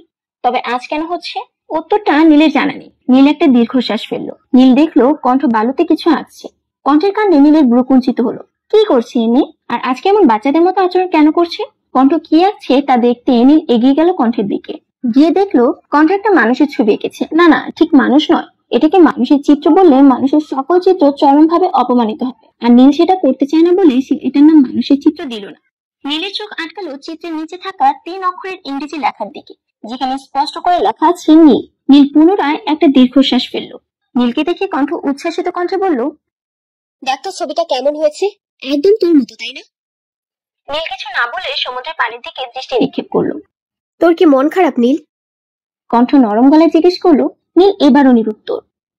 নীল, তুই ঠিক আছিস? মনে হয় না। বেশ সময় নিয়ে উত্তর দিল নীল। মানে? জানি না রে, কিচ্ছু বুঝতে পারছি না কি হচ্ছে আমার সাথে, কেমন অগোছালো লাগছে নিজেকে। এই জন্যই বলি গাঁজা টাজা কম গিল, কিন্তু আমার কথা শোনা তো তোর ধাঁচে নেই। নীল শান্ত দৃষ্টিতে একবার কণ্ঠের দিকে তাকালো। সূর্যাস্তের কমল আভায় কণ্ঠের মুখশ্রী কেমন স্নিগ্ধ লাগছে। কণ্ঠের ঘর্মাক্ত মুখটা অনেক বেশি মোহনীয় লাগছে নীলের কাছে। নীলের বুকের বাপাসটা ধক করে উঠলো, তার নিঃশ্বাস যেন আটকে আসছে। এমন হাদার মতন তাকিয়ে আছিস কেন? হাদা শব্দটা শুনে নাক ছিটকালো নীল। নীলকে নাক কুচকাতে দেখে কণ্ঠ দুষ্ট হেসে বলল, এমনিতে তো আমার দিকে তাকাস না, আর আজকে তাকিয়ে আছিস। আমার প্রেমে পড়েছিস নাকি নীল? প্রেমে? তাও তোর? In your dream. আমার এতটাও খারাপ সময় আসেনি আমি তোর প্রেমে পড়বো। আমার প্রেমে কেন পড়বি তুই? তুই তো পড়বি নীরার প্রেমে, যে তোকে মাঝে রাস্তায় ফেলে চলে যাবে। নীল মুখ বাঁকালো। সন্ধ্যার পরে তারা সমুদ্রের তীরে বারবিকিউ এর আয়োজন করলো। কণ্ঠ দক্ষ হাতে শুকনো কাঠ এনে তাতে আগুন জ্বালালো। বারবিকিউ প্রোগ্রাম শেষ করে তারা রিসোর্টে ফিরলো। কণ্ঠ রিসোর্টে এসে লম্বা একটা শাওয়ার নিল। শাওয়ার নিয়ে বাইরে এসে রুমে নীলকে না দেখে একটু অবাক হলো কণ্ঠ।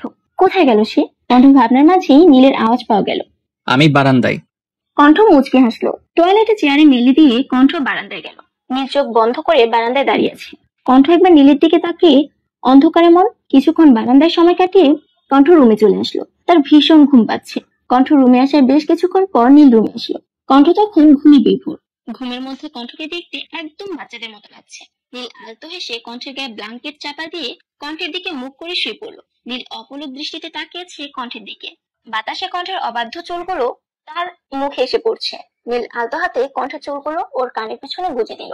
বাকিটা রাত নীল কণ্ঠকে দেখে কাটিয়ে দিল। কক্সবাজারে আরো 2 দিন কাটিয়ে ঢাকায় ফিরে নীল আর কণ্ঠ। ঢাকায় ফিরতেই শুরু হয় তাদের ব্যস্ততা। আবারও সেই রোজকার রুটিন। এর মধ্যে রাফাত তার প্রেমিকার সাথে সাজিক ট্যুর থেকে ফিরে এসেছে।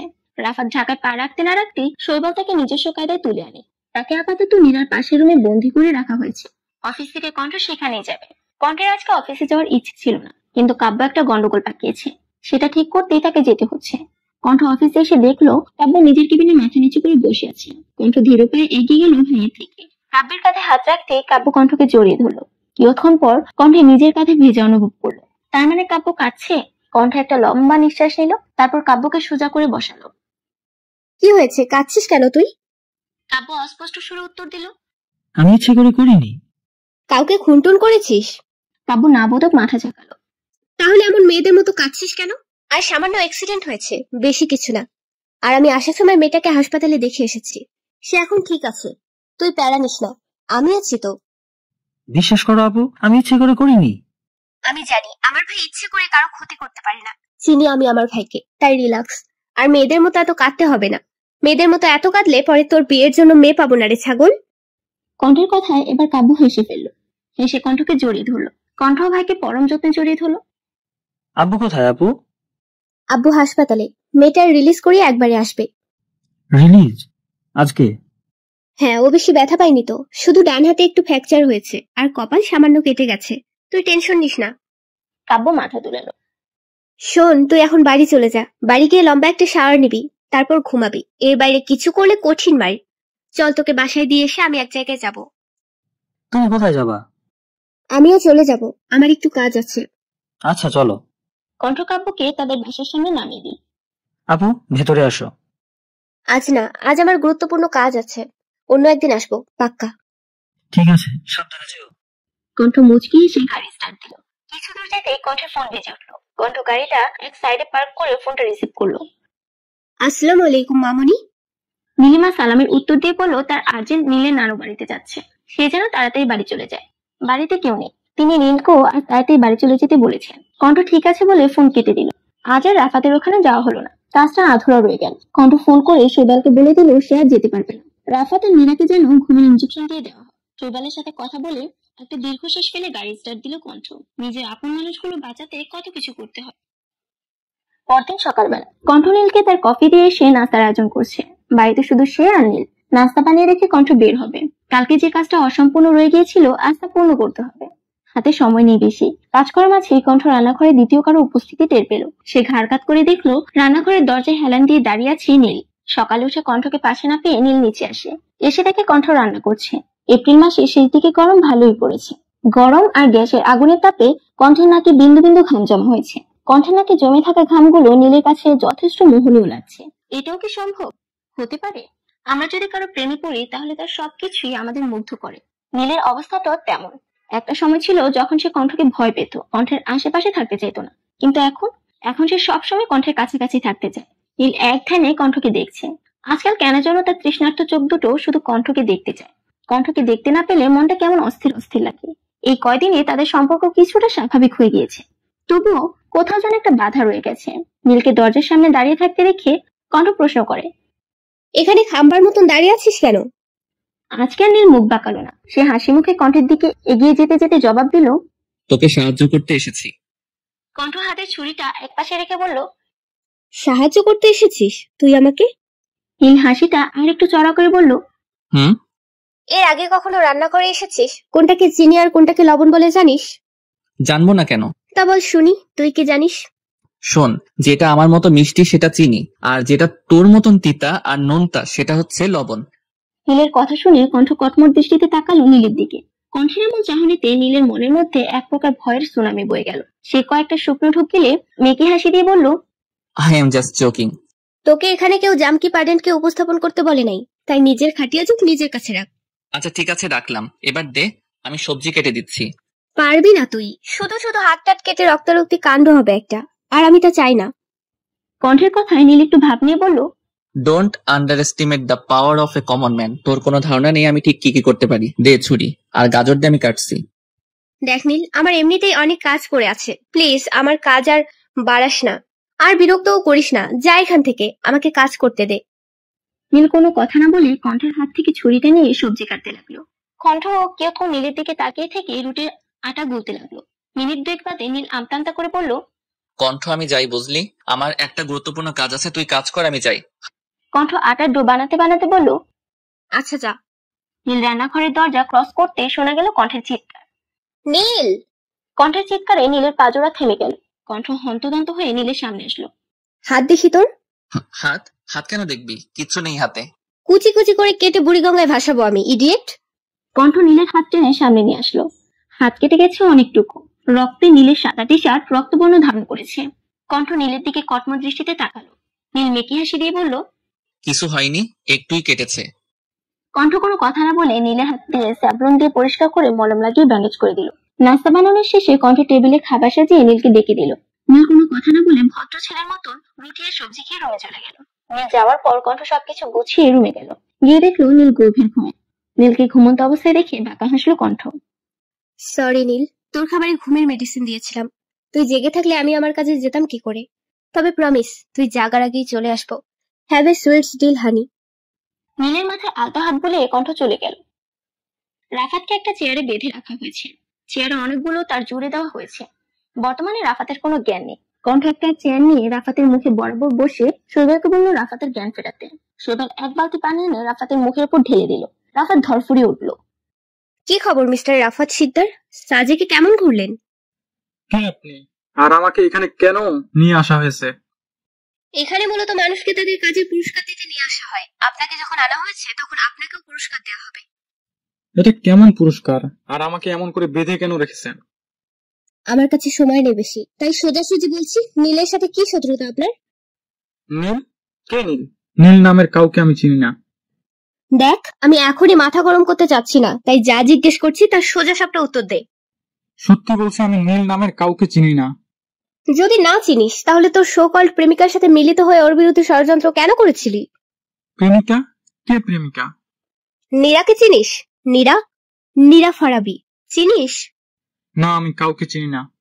কণ্ঠ এবার কোনো কথা না বলে শৈবালকে কিছু ইশারা করলো। সাথে সাথে শৈবাল গিয়ে দেওয়ালে থাকা একটা সুইচে টিপ দিল। তৎক্ষণাৎ চেয়ার সহ রাফাত কেঁপে উঠল। যন্ত্রণায় রাফাত চিৎকার করে উঠল। কিছুক্ষণ পর শক অফ করা হলো।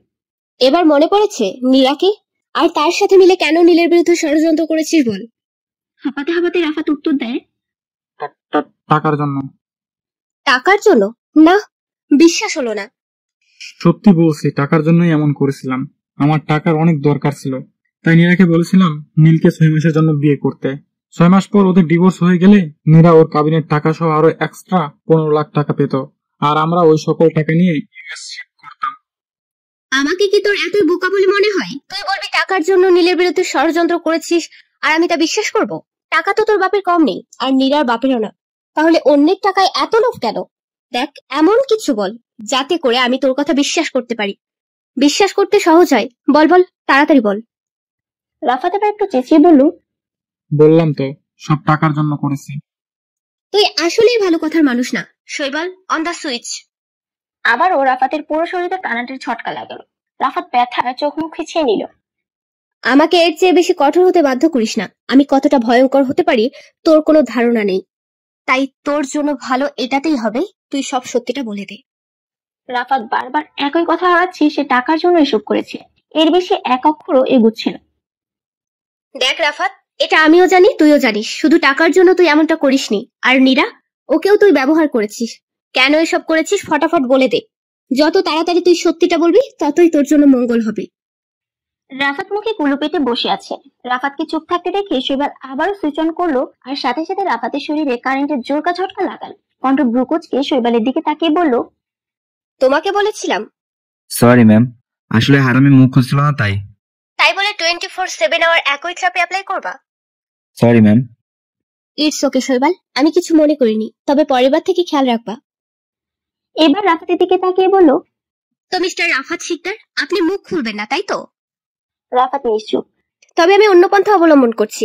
আচ্ছা রাফাত, তোর একটা বড় বিধবা বোন আছে তাই না, যার একটা ছোট্ট 7 বছর বয়সী ছেলে আছে, যে তোর বোনের বেঁচে থাকার একমাত্র সম্বল। তো আমরা যদি তোর বোনের সেই একমাত্র সম্বলকে গুম করে দেই বা মেরে ফেলি, তবে তোর কেমন লাগবে? রাফাতের চোখে এবার স্পষ্ট ভয় দেখতে পেল কণ্ঠ। রাফাতের ভীত চাহনি দেখে বাঁকা হাসলো কণ্ঠ। তার আর কষ্ট করা লাগবে না, এবার রাফাত নিজে গড় গড় করে সব বলে দেবে। একটা মানুষকে শারীরিকভাবে আঘাত করে যতটা দুর্বল করা যায়, মানসিকভাবে আঘাত করে এর চাইতে কয়েক গুণ বেশি দুর্বল করা যায়। কণ্ঠ একবার বাঁকা চোখে রাফাতের দিকে তাকিয়ে কাউকে একটা ফোন করলো। হ্যালো শাফিন, শোনো, একটা বাচ্চাকে প্রতিশোধ নিতে সব করেছি, নীলের থেকে প্রতিশোধ। রাফাত এক প্রকার চেঁচিয়ে কথাটা বলল। কণ্ঠ আবারও বাঁকা এসে কান থেকে ফোনটা নামালো। নীল তোর কোন পাকা ধানে মই দিয়েছিল যে তুই ওর থেকে প্রতিশোধ নিতে এসেছিস? ও একটা খুনি, খুন করেছে ও আমার বোনকে। কণ্ঠ প্রচন্ড অবাক হলো। কি বলছে এই ছেলে? মাথা ঠিক আছে এই ছেলের? নীল আর খুন? মাথা ঠিক আছে তোর? মাথা আমার ঠিকই আছে। তোমার নীল একটা খুনি, ওর জন্য, শুধুমাত্র ওর জন্য আজ আমার ছোট বোন এই দুনিয়াতে নেই। কি দোষ করেছিল আমার বোন? শুধু ওকে ভালোবেসেছিল, এটাই কি ওর দোষ ছিল? কেন? ভালোবাসা কি কোনো অপরাধ? কেন নীলকে ভালোবাসার জন্য আমার বোনকে মরতে হলো? কণ্ঠের মাথা গুলে যাচ্ছে। রাফাতের কোনো কথাই তার বোধগম্য হচ্ছে না। দেখ ভাই, সহজ ভাষায় সবটা বল যাতে আমি বুঝতে পারি। তখন আমার বোন সবে অনার্সে ভর্তি হয়েছিল। কলেজের নবীনবরণ অনুষ্ঠানে রাফিয়া নীলকে প্রথম দেখেছিল, আর প্রথম দেখাতেই ও নীলকে ভালোবেসে ফেলে। একদিন সাহস করে ও নীলকে নিজের মনের কথাটা বলেওছিল, কিন্তু নীল কি করলো? ভরা ক্যাম্পাসে ওকে অপমান করলো। রাফিয়া সেই অপমান সহ্য করতে না পেরে বাসায় এসে আত্মহত্যা করে। আমার বোনটার কি দোষ ছিল বলতো? কোনো অপরাধ করেছিল কি? ভালোবাসা তো কোনো অপরাধ নয়। তাহলে আমার বোনের ফুলের মতন জীবনটা কেন অকালে ঝরে গেল? নীলকে একটা মেয়ে প্রপোজ করেছিল? কই, আমি তো জানি না। এটা কিভাবে সম্ভব? সম্ভব, কারণ তখন তুমি দেশে ছিলে না, তুমি তখন জার্মানিতে ছিলে তোমার খালার কাছে। কণ্ঠের এবার মনে পড়লো তখন তারা অনার্স 3য় বর্ষে উঠলো সবে। তার খালা অনেক অসুস্থ ছিল বলে তারা জার্মান গিয়েছিল খালার কাছে। জার্মান যাওয়ার পর নীলের ফোনে প্রায় 5 দিনের মতো বন্ধ ছিল। কারণ জানতে চাইলে নীল বিভিন্নভাবে বিষয়টি এড়িয়ে যেত। নীলকে আমি ছোটবেলা থেকে চিনি। নীল কোনো মেয়েকে অপমান তো দূরে থাক, আজ পর্যন্ত কোনো মেয়ের চোখের দিকে তাকিয়েও কথা বলেনি। তুই কিভাবে বলছিস নীল তোর বোনকে ভরা ক্যাম্পাসে অপমান করেছে? তুই বলবি আর আমি বিশ্বাস করে নেব? বিশ্বাস করা বা না করা সম্পূর্ণ তোমার ব্যাপার, কিন্তু সত্যি এটাই। আমার বোনের ডায়েরিতে স্পষ্ট লেখা আছে ও নীলকে প্রপোজ করেছিল, আর নীল ওকে অপমান করে। কাউকে ভালোবাসার অপরাধে নিজের জীবনটা দিয়ে দিল আমার বোন। শেষ কথাটা তাচ্ছিল্য করে বলল রাফাত। কণ্ঠ রাফাতের কথায় কোনো প্রত্যুত্তর না করে উঠে একপাশে গিয়ে কাউকে ফোন করলো। কিছুক্ষণ পরে সে আবারও রাফাতের সামনে বসলো। মানলাম তোর বোন নীলকে ভালোবাসতো, নীলকে প্রপোজ করেছিল, আর নীলও ওকে অপমান করেছিল। আমাকে এখন একটা কথা বলতো, তোর বোন নীলকে কেমন ভালোবাসতো যে ভালোবাসার মানুষের 2-1টা শক্ত কথা হজম করতে পারলো না? তোর বোন তো নিজেকেই ভালোবাসতে জানে না, সে কি করে অন্যকে ভালোবাসবে? নীল ওকে প্রত্যাখ্যান করেছে বলে কি tata bye bye on the sky হয়ে যেতে হবে? এতে কি তোর বোনের ভালোবাসা পূর্ণতা পেল? কি লাভ হলো মরে গিয়ে? আত্মহত্যা কখনোই কোনো সমস্যার সমাধান হতে পারে না। তোর বোন কি পারতো না মুভ অন করতে? আর তুই অপমানের কথা বলছিস? এমন 1000টা অপমান সহ্য করে নীল, তাই বলে কি সে নিজের জীবন দিয়ে দেয়? আগে নিজেকে ভালোবাসতে জানতে হয়, যে নিজেকে ভালোবাসতে জানে না, সে অন্যের ভালোবাসার অধিকার রাখে না। কণ্ঠ একটু দম নিয়ে বলল, আমাকে একটা কথা বল, নীলার সাথে বিয়ে হলে বিচ্ছেদ হলে তো নীলের বিশেষ কোনো ক্ষতি হতো না, আর তাদের এতটা বদনামও হতো না, কারণ আমাদের পুরুষতান্ত্রিক সমাজে বিবাহ বিচ্ছেদ হলে দোষটা মেয়েদের ঘাড়ে এসেই পড়ে, ছেলেদের দোষ কেউ দেখে না। তাহলে কি আন্ডার প্ল্যান করেছিলিস তুই? কণ্ঠের কথায় রাফাত হাসলো। রাফাতকে হাসতে দেখে ব্রু কুঁচকালো কণ্ঠ। ওরে দাঁত কেলানো বাঞ্ছারাম, দাঁত কেলানো বন্ধ করে বল। নীলার সাথে একবার নীলের বিয়ে হলে ওর পথে বসা ছাড়া কোনো উপায় ছিল না। কেন রে, নীলা কি নীলের বাড়ির সব চেয়ার আর সোফা নিলামে তুলতো? তোমরা হয়তো জানো না, নীলের বাবা গত বছর নতুন একটা দলিল করেছেন। সেখানে তিনি নিতুকে দিয়েছেন নিজের 50% প্রপার্টি আর 50% দিয়েছেন নীলের বউয়ের নামে। মানে যে নীলের বউ হবে সে নীলের বাবার 50% প্রপার্টির মালিক হবে। এসবের কিছু নীল বা তার মা জানে না। নীলের বাবা খুব গোপনে কাজটা করেছেন। নীলের সাথে নীলার বিয়ে হলে নীলা সেই 50% প্রপার্টির মালিকিন হতো, আর নীলার থেকে প্রপার্টি নেওয়া কোনো ব্যাপার ছিল না আমার জন্য। কণ্ঠ অবাক হয়ে রাফাতের কথা শুনল। নীলের বাবা যদি গোপনে কাজটা করে, তুই জানলি কি করে? নীলের বাবা যখন উকিলের সাথে কথা বলছিল তখন আমি শুনে নিয়েছিলাম। আড়ি পাচ্ছিলিস তুই? ছি, এসব ভালো না, জানিস না? আর নীরা, ওকে কেন ব্যবহার করেছিস? ও আমার প্রেমে পাগল ছিল, আমার সব কথা বিনা প্রশ্নে শুনতে রাজি ছিল, আর আমার প্ল্যানে এমন একজনকেই আমি খুঁজছিলাম, আর পেয়েও গেলাম। ও তো শুধু আমার প্ল্যানের একটা গুটি ছিল মাত্র। কণ্ঠ কিছু বলতে যাবে তখন টং করে কণ্ঠের ফোনে এসএমএস আসে। এসএমএস ওপেন করতে কণ্ঠের ঠোঁটের কোণে হাসি ফুটে উঠলো। কণ্ঠ ফোনটা রাফাতের সামনে ধরে বলল, তোর বোন নীলকে নাই, নিলয়কে ভালোবাসতো। ডায়েরিতে নীল লেখার কারণ হলো রাফিয়া ভালোবেসে নিলয়কে নীল বলে ডাকতো। ওদের 7 মাসের সম্পর্ক ছিল। নিলয় তোর বোনকে নীলকে প্রপোজ করার ডেয়ার দিয়েছিল। ডেয়ার অনুযায়ী রাফিয়া নীলকে প্রপোজ করে, আর নীল তা প্রত্যাখ্যান করে। ক্যাম্পাসের মাঠে প্রত্যাখ্যান করায় নিলয় তোর বোনকে অনেক কথা শোনায়। তোর বোন কিন্তু সে কারণে আত্মহত্যা করেনি। রাফাত ব্রুকোচকে তাকিয়ে আছে কণ্ঠের দিকে। তোর বোন গর্ভবতী ছিল, আর বাচ্চাটা নিলয়ের ছিল। নিলয় সুন্দর করে সেই বাচ্চাকে অস্বীকার করে, আর তোর বোনকে জানায় তাই বলে অপমান করে। নিলয়ের ব্যবহারে রাফিয়া ভেঙে পড়ে। তোদের কাছে জবাব দেওয়ার ভয়ে সে আত্মহত্যা করে। রাফাত ফ্যালফ্যাল করে তাকিয়ে আছে কণ্ঠের দিকে। কণ্ঠের একটা কথাই তার কানে বাজছে, রাফিয়া গর্ভবতী ছিল। নিলয়ের বর্তমান অবস্থা জানিস কি? রাফাত অস্পষ্ট সুরে বলল, ওর গত বছর HIV ধরা পড়েছে। অবস্থা তেমন ভালো না, যে কোনো দিন তোর বোনের কাছে চলে যেতে পারে। রাফাত নিষ্পলক চোখে তাকিয়ে আছে। আশেপাশে কিছুই তার মাথায় ঢুকছে না। এবার বল, তোকে কি শাস্তি দেয়া চাই? আমার নীল তো তোর 14 পুরুষের কোনো ক্ষতি করেনি, তবুও যে নীলের ক্ষতি করতে উঠে পড়ে লেগেছিস, এখন তোর কি করব আমি?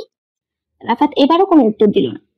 রাফাতের থেকে কোনো উত্তর না পেয়ে কণ্ঠ শৈবালকে ইনজেকশন আনতে বলল। শৈবাল রাফাতের শরীরে ইনজেকশন পুশ করতে গেলে রাফাত মুখ খুলে, এটা কিসের ইনজেকশন? এটা দিলে তুই প্যারালাইজড হয়ে যাবি। রাফাত ভীত নজরে তাকালো কণ্ঠের দিকে, অস্পষ্ট সুরে বলল, এমনটা করো না এমনটা। আমার কিছু হলে আমার বোন আর বোনের বাচ্চাকে কে দেখবে? ওদের যে আমি ছাড়া কেউ নেই। বলে রাফাত আবারও কণ্ঠের দিকে করুণ দৃষ্টিতে তাকালো। কণ্ঠ রাফাতের করুণ চাহনি দেখে আলতো হেসে বলল, চিন্তা করিস না, এটাই কম ডোজ।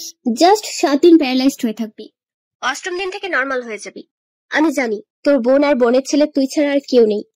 আমি এতটাও খারাপ নই যে একটা পিতৃহীন ছেলের মাথার উপর থেকে তার ভরসা ছায়া কেড়ে নেব। আর তুই সুস্থ হবার আগ পর্যন্ত ওরা আমার দায়িত্ব। তুই চিন্তা করিস না, ওরা জানবে তুই এতদিন কাজের জন্য ঢাকার বাইরে আছিস, আর তোর চিকিৎসার সকল খরচ আমার। তুই 7 দিন রেস্ট কর। কণ্ঠ শৈবালকে ইশারা করতে সে ইনজেকশন পুশ করে দিল। রাফাত ভাবছে এটাই তার কর্মফল, কিচ্ছু করার নেই। কণ্ঠ তাও তাকে কম শাস্তি দিয়েছে, তার তো আরো বড় শাস্তি পাওনা ছিল। সত্যিটা না জেনে একজন নির্দোষ মানুষের বিরুদ্ধে কত বড় ষড়যন্ত্র করেছিল। নারী থেকেও ক্ষমা চাইতে হবে। মেয়েটা তো তাকে ভালোবেসেছিল, সে কি করলো? মেয়েটির ভালোবাসার সুযোগ নিয়ে তাকে নিজের ঘৃণ্য কাজে ব্যবহার করলো। রাফাত নিজেকে ধিক্কার জানালো, নিজের ওপর রাগ হতে শুরু করলো তার। রাফাতকে হাসপাতালে পাঠিয়ে কণ্ঠ গেল নীরার কাছে। রাফাতে তখন যা যা বলেছে নীরা তার সবটাই শুনেছে। রাফাত তাকে ঠকিয়েছে ভাবতে কান্নারা যেন দলা পাকিয়ে আসছে। সেটা মানতে পারছে না, রাফাত তাকে ভালোবাসতো না। বুকে অসহ্য ব্যথা অনুভূত হচ্ছে। কণ্ঠ এসে নীরার সামনে বসলো। কি নীরা ম্যাডাম, কেমন আছেন? প্রেমিক তো গেল, এবার কি করবেন কিছু ভেবেছেন? বাড়িতেও তো মনে হয় না জায়গা হবে, যে কাণ্ড ঘটিয়েছেন। তো এখান থেকে কোথায় যাবেন বলুন? US যাবেন? শেষের কথাটা বলে বাঁকা হাসলো কণ্ঠ। নীরা কণ্ঠের কথায় কোনো পাত্তা না দিয়ে বলল, তুমি কি নীলকে ভালোবাসো কণ্ঠ আপু? যদি ভালোই না বাসতাম তাহলে এত কিছু করলাম কেন? ঠেকা পড়ছিল ওই বলদের জন্য এত কিছু করতে। নীল কি তোমাকে ভালোবাসে? নীলার প্রশ্নের উত্তর নেই কণ্ঠের কাছে। একটা সম্পর্কের মূল ভিত্তি হলো বিশ্বাস। তুমি নীলের সাথে সম্পর্কটা তৈরি করেছো মিথ্যার উপর ভিত্তি করে। তোমার কি মনে হয় তোমাদের সম্পর্কটা টিকবে? আমার কিন্তু তা মনে হয় না। নীল তোমাকে বিশ্বাস করে ঠকেছে, এটা যদি নীল জানে তাহলে তোমার কি হবে? ও মেনে নেবে তোমাকে নাকি ছুরি ফেলে দিবে? কথায় আছে না, ঢেকে স্বর্গে গেলেও ধান পানে। তোমার হয়েছে এই অবস্থা, নিজের কথা চিন্তা করো আগে। আর একটা কথা, আমি কোনো ফেলনা নই যে যখন খুশি তখন আমায় ছুঁড়ে ফেলে দেবে। আমি নিজের হক আদায় করতে খুব ভালোভাবেই জানি। আমার চিন্তা না করে তুমি বরং তোমার নিজের চিন্তা করো। আমি তো শুধু তোমাকে তোমাদের ভবিষ্যৎ নিয়ে একটু বললাম, বাকিটা তুমি ভালো বুঝো। কণ্ঠ নীরাকে আর কিছু না বলে শৈবালকে উদ্দেশ্য করে বলল, শৈবাল, নীরার পাসপোর্ট আর ভিসার ব্যবস্থা করো, আর যত তাড়াতাড়ি পারো এই ঝামেলাকে বিদায় করো। 10 বছরের আগে যেন বাংলাদেশে পা রাখতে না পারে। আপন মনে ড্রাইভ করছে কণ্ঠ। আজ থেকে সকল ঝামেলার অবসান হলো। এখন নীলের জীবনে আর কোনো বিপদ নেই, কিন্তু কতক্ষণে তা কণ্ঠের জানা নেই। কারণ বিপদ না পারিয়ে আনলে ওই ছেলের আবার রাতে ভালো ঘুম হয় না ভেবে কণ্ঠ মুচকি হাসলো। গাড়ির রেডিওতে একটা শো চলছে। শোটা কণ্ঠের ভালোই লাগে। এতে আজকের বিষয় বিশ্বাস। সম্পর্কে ভালোবাসা থাকাটা যত জরুরি, বিশ্বাস থাকা ততটাই জরুরি। বিশ্বাস যে কোনো সম্পর্কের ভিত্তি। বিশ্বাস না থাকলে সম্পর্ক টিকে থাকে না। যে সম্পর্ক মিথ্যা দিয়ে শুরু হয় সে সম্পর্কের কোনো ভবিষ্যৎ থাকে না। প্রত্যেক সম্পর্কে সত্য থাকতে হয়। শোতে আরো অনেক কথা বলা হলো। কণ্ঠ শোয়ের প্রত্যেকটি কথা খুব মন দিয়ে শুনলো, আর নীরার বলা কথাগুলো ভাবলো। আচ্ছা, নীল যদি জানতে পারে বিয়ের দিন নীরাকে আমি কিডন্যাপ করিয়েছিলাম, তাহলেও কি করবে? আমাকে ভুল বুঝবে, ভুল বুঝে দূরে সরিয়ে রাখবে। কণ্ঠের ভেতর কেমন জানি অস্থিরতা কাজ করছে। সে কোন রকম বাড়ি ফিরল। রুমে গিয়ে দেখলো নীল এখনো ঘুমোচ্ছে। কণ্ঠ একবার নীলের দিকে তাকিয়ে ফ্রেশ হয়ে এসে নীলের পাশে শুয়ে পড়লো। নীল আর তার সম্পর্কের ভবিষ্যৎ কি তা চিন্তা করতে করতে সে ঘুমিয়ে গেল। কণ্ঠের ঘুম ভাঙলো আজানের শব্দে। ঘুম ভেঙে পাশে নীলকে দেখতে পেল না সে। কণ্ঠ তেমন একটা মাথা না ঘামিয়ে অজু করে এসে নামাজ পড়ে নি। বাহিরে মৃদু অন্ধকার বিরাজমান। নীল বারান্দায় দাঁড়িয়ে বাইরের দিকে তাকিয়ে গান গাইছে। কণ্ঠ রুমে দাঁড়িয়ে নীলের গান শুনছে। কণ্ঠ বরাবরের মতো এবারও নীলের গানে মুগ্ধ হতো। আগে প্রতিদিন ক্যাম্পাসে নীল গান গাইতো আর কণ্ঠ গিটার বাজাতো। গান শেষ করে নীল অন্ধকারে ছেয়ে থাকা আকাশের দিকে তাকালো। কত বিশাল এই আকাশ। বিশাল আকাশ দেখতে নীলেরও ভীষণ আনন্দ লাগে। নীলের গান শেষ হলে কণ্ঠ গুটি গুটি পায়ে নীলের দিকে এগিয়ে গেল। মৃদু স্বরে তাকে ডাকলো, নীল। আকাশে দেখে মুখ করে নীল উত্তর দিল, বল। কণ্ঠ ভাবলো নীলের হয়তো মন খারাপ। নীলিমা বাসায় না থাকলে নীলের মন খারাপ থাকে তা কণ্ঠ জানে। নীল, আমি তোকে কিছু বলতে চাই। এবার নীল কণ্ঠের দিকে তাকিয়ে গদগদ হয়ে বলল, তুই কি আমাকে প্রপোজ করবি কণ্ঠ? Wow, that's great. তুই জানিস আমার অনেক দিনের শখ ছিল আমার বউ আমাকে প্রপোজ করবে। আমার এতদিনের শখ আজকে পূরণ হতে যাচ্ছে। শোন, সুন্দর করে হাঁটু গেড়ে সুন্দর করে বসে প্রপোজ করবি, তা না হলে ওই আসল ফিলটা আসবে না, বুঝেছিস? নে শুরু কর। কণ্ঠ দাঁতে দাঁত চেপে তাকিয়ে আছে নীলের দিকে। এই ছেলে এসব চিন্তা করে? কণ্ঠ তাকে প্রপোজ করবে? Like seriously? এ কি রে কণ্ঠ, তোর হাত খালি কেন? খালি হাতে প্রপোজ করবি নাকি? এটা কেমন কথা কণ্ঠ? এত বড় একটা কোম্পানির এমডি হয়ে তুই নিজের বরকে খালি হাতে প্রপোজ করবি? আমি তো তোর নিজের বরই নাকি? অন্যের তো আর না। খালি হাতে প্রপোজ করলে কেমন জানি বিধবা মার্কা লাগে, আর মানুষ জানলে আমার মান সম্মান থাকবে? আচ্ছা ঠিক আছে, এক কাজ কর, তুই আমার গাছের একটা ফুল দিয়ে আপাতত কাজ চালিয়ে নে। কণ্ঠ সহ্য করতে না পেরে চুপচাপ রুমে চলে আসলো। কিরে কই যাস? ওই কণ্ঠ, প্রপোজ করবি না? কিরে? কণ্ঠ নীলকে পাত্তা না দিয়ে কাঁথা মুড়ি দিয়ে শুয়ে পড়লো। নীল একবার কণ্ঠের দিকে তাকিয়ে বলল, সাচে আনরোমান্টিক মহিলা। নীল কণ্ঠের পিছন পিছন রুমে গেল। ততক্ষণে কণ্ঠ ব্ল্যাঙ্কেট চাপা দিয়ে শুয়ে পড়েছে। নীল কণ্ঠের দিকে তাকিয়ে গ্লুকোজকে দাঁড়িয়ে আছে। এত গরমে কেউ ব্ল্যাঙ্কেট চাপা দেয়, তাও আবার এসি অফ করে? আচমকাই নীলের মাথায় একটা শয়তানের বুদ্ধি এলো। নীল একটা বাঁকা হাসি দিয়ে কাভার থেকে আরো দুটো ব্ল্যাঙ্কেট এনে কণ্ঠের গায়ে সুন্দর করে চাপা দিয়ে দিল। কিয়ৎক্ষণ পর কণ্ঠ সকল ব্ল্যাঙ্কেট সরিয়ে উঠে বসলো। সে ঘন ঘন নিঃশ্বাস নিচ্ছে, সেই সাথে সে ঘেমে একাকার। নীল একটা মুখ ভেঙচি দিয়ে নিচে চলে গেল। আকাম করে তার মনটা এখন কফি চাইছে।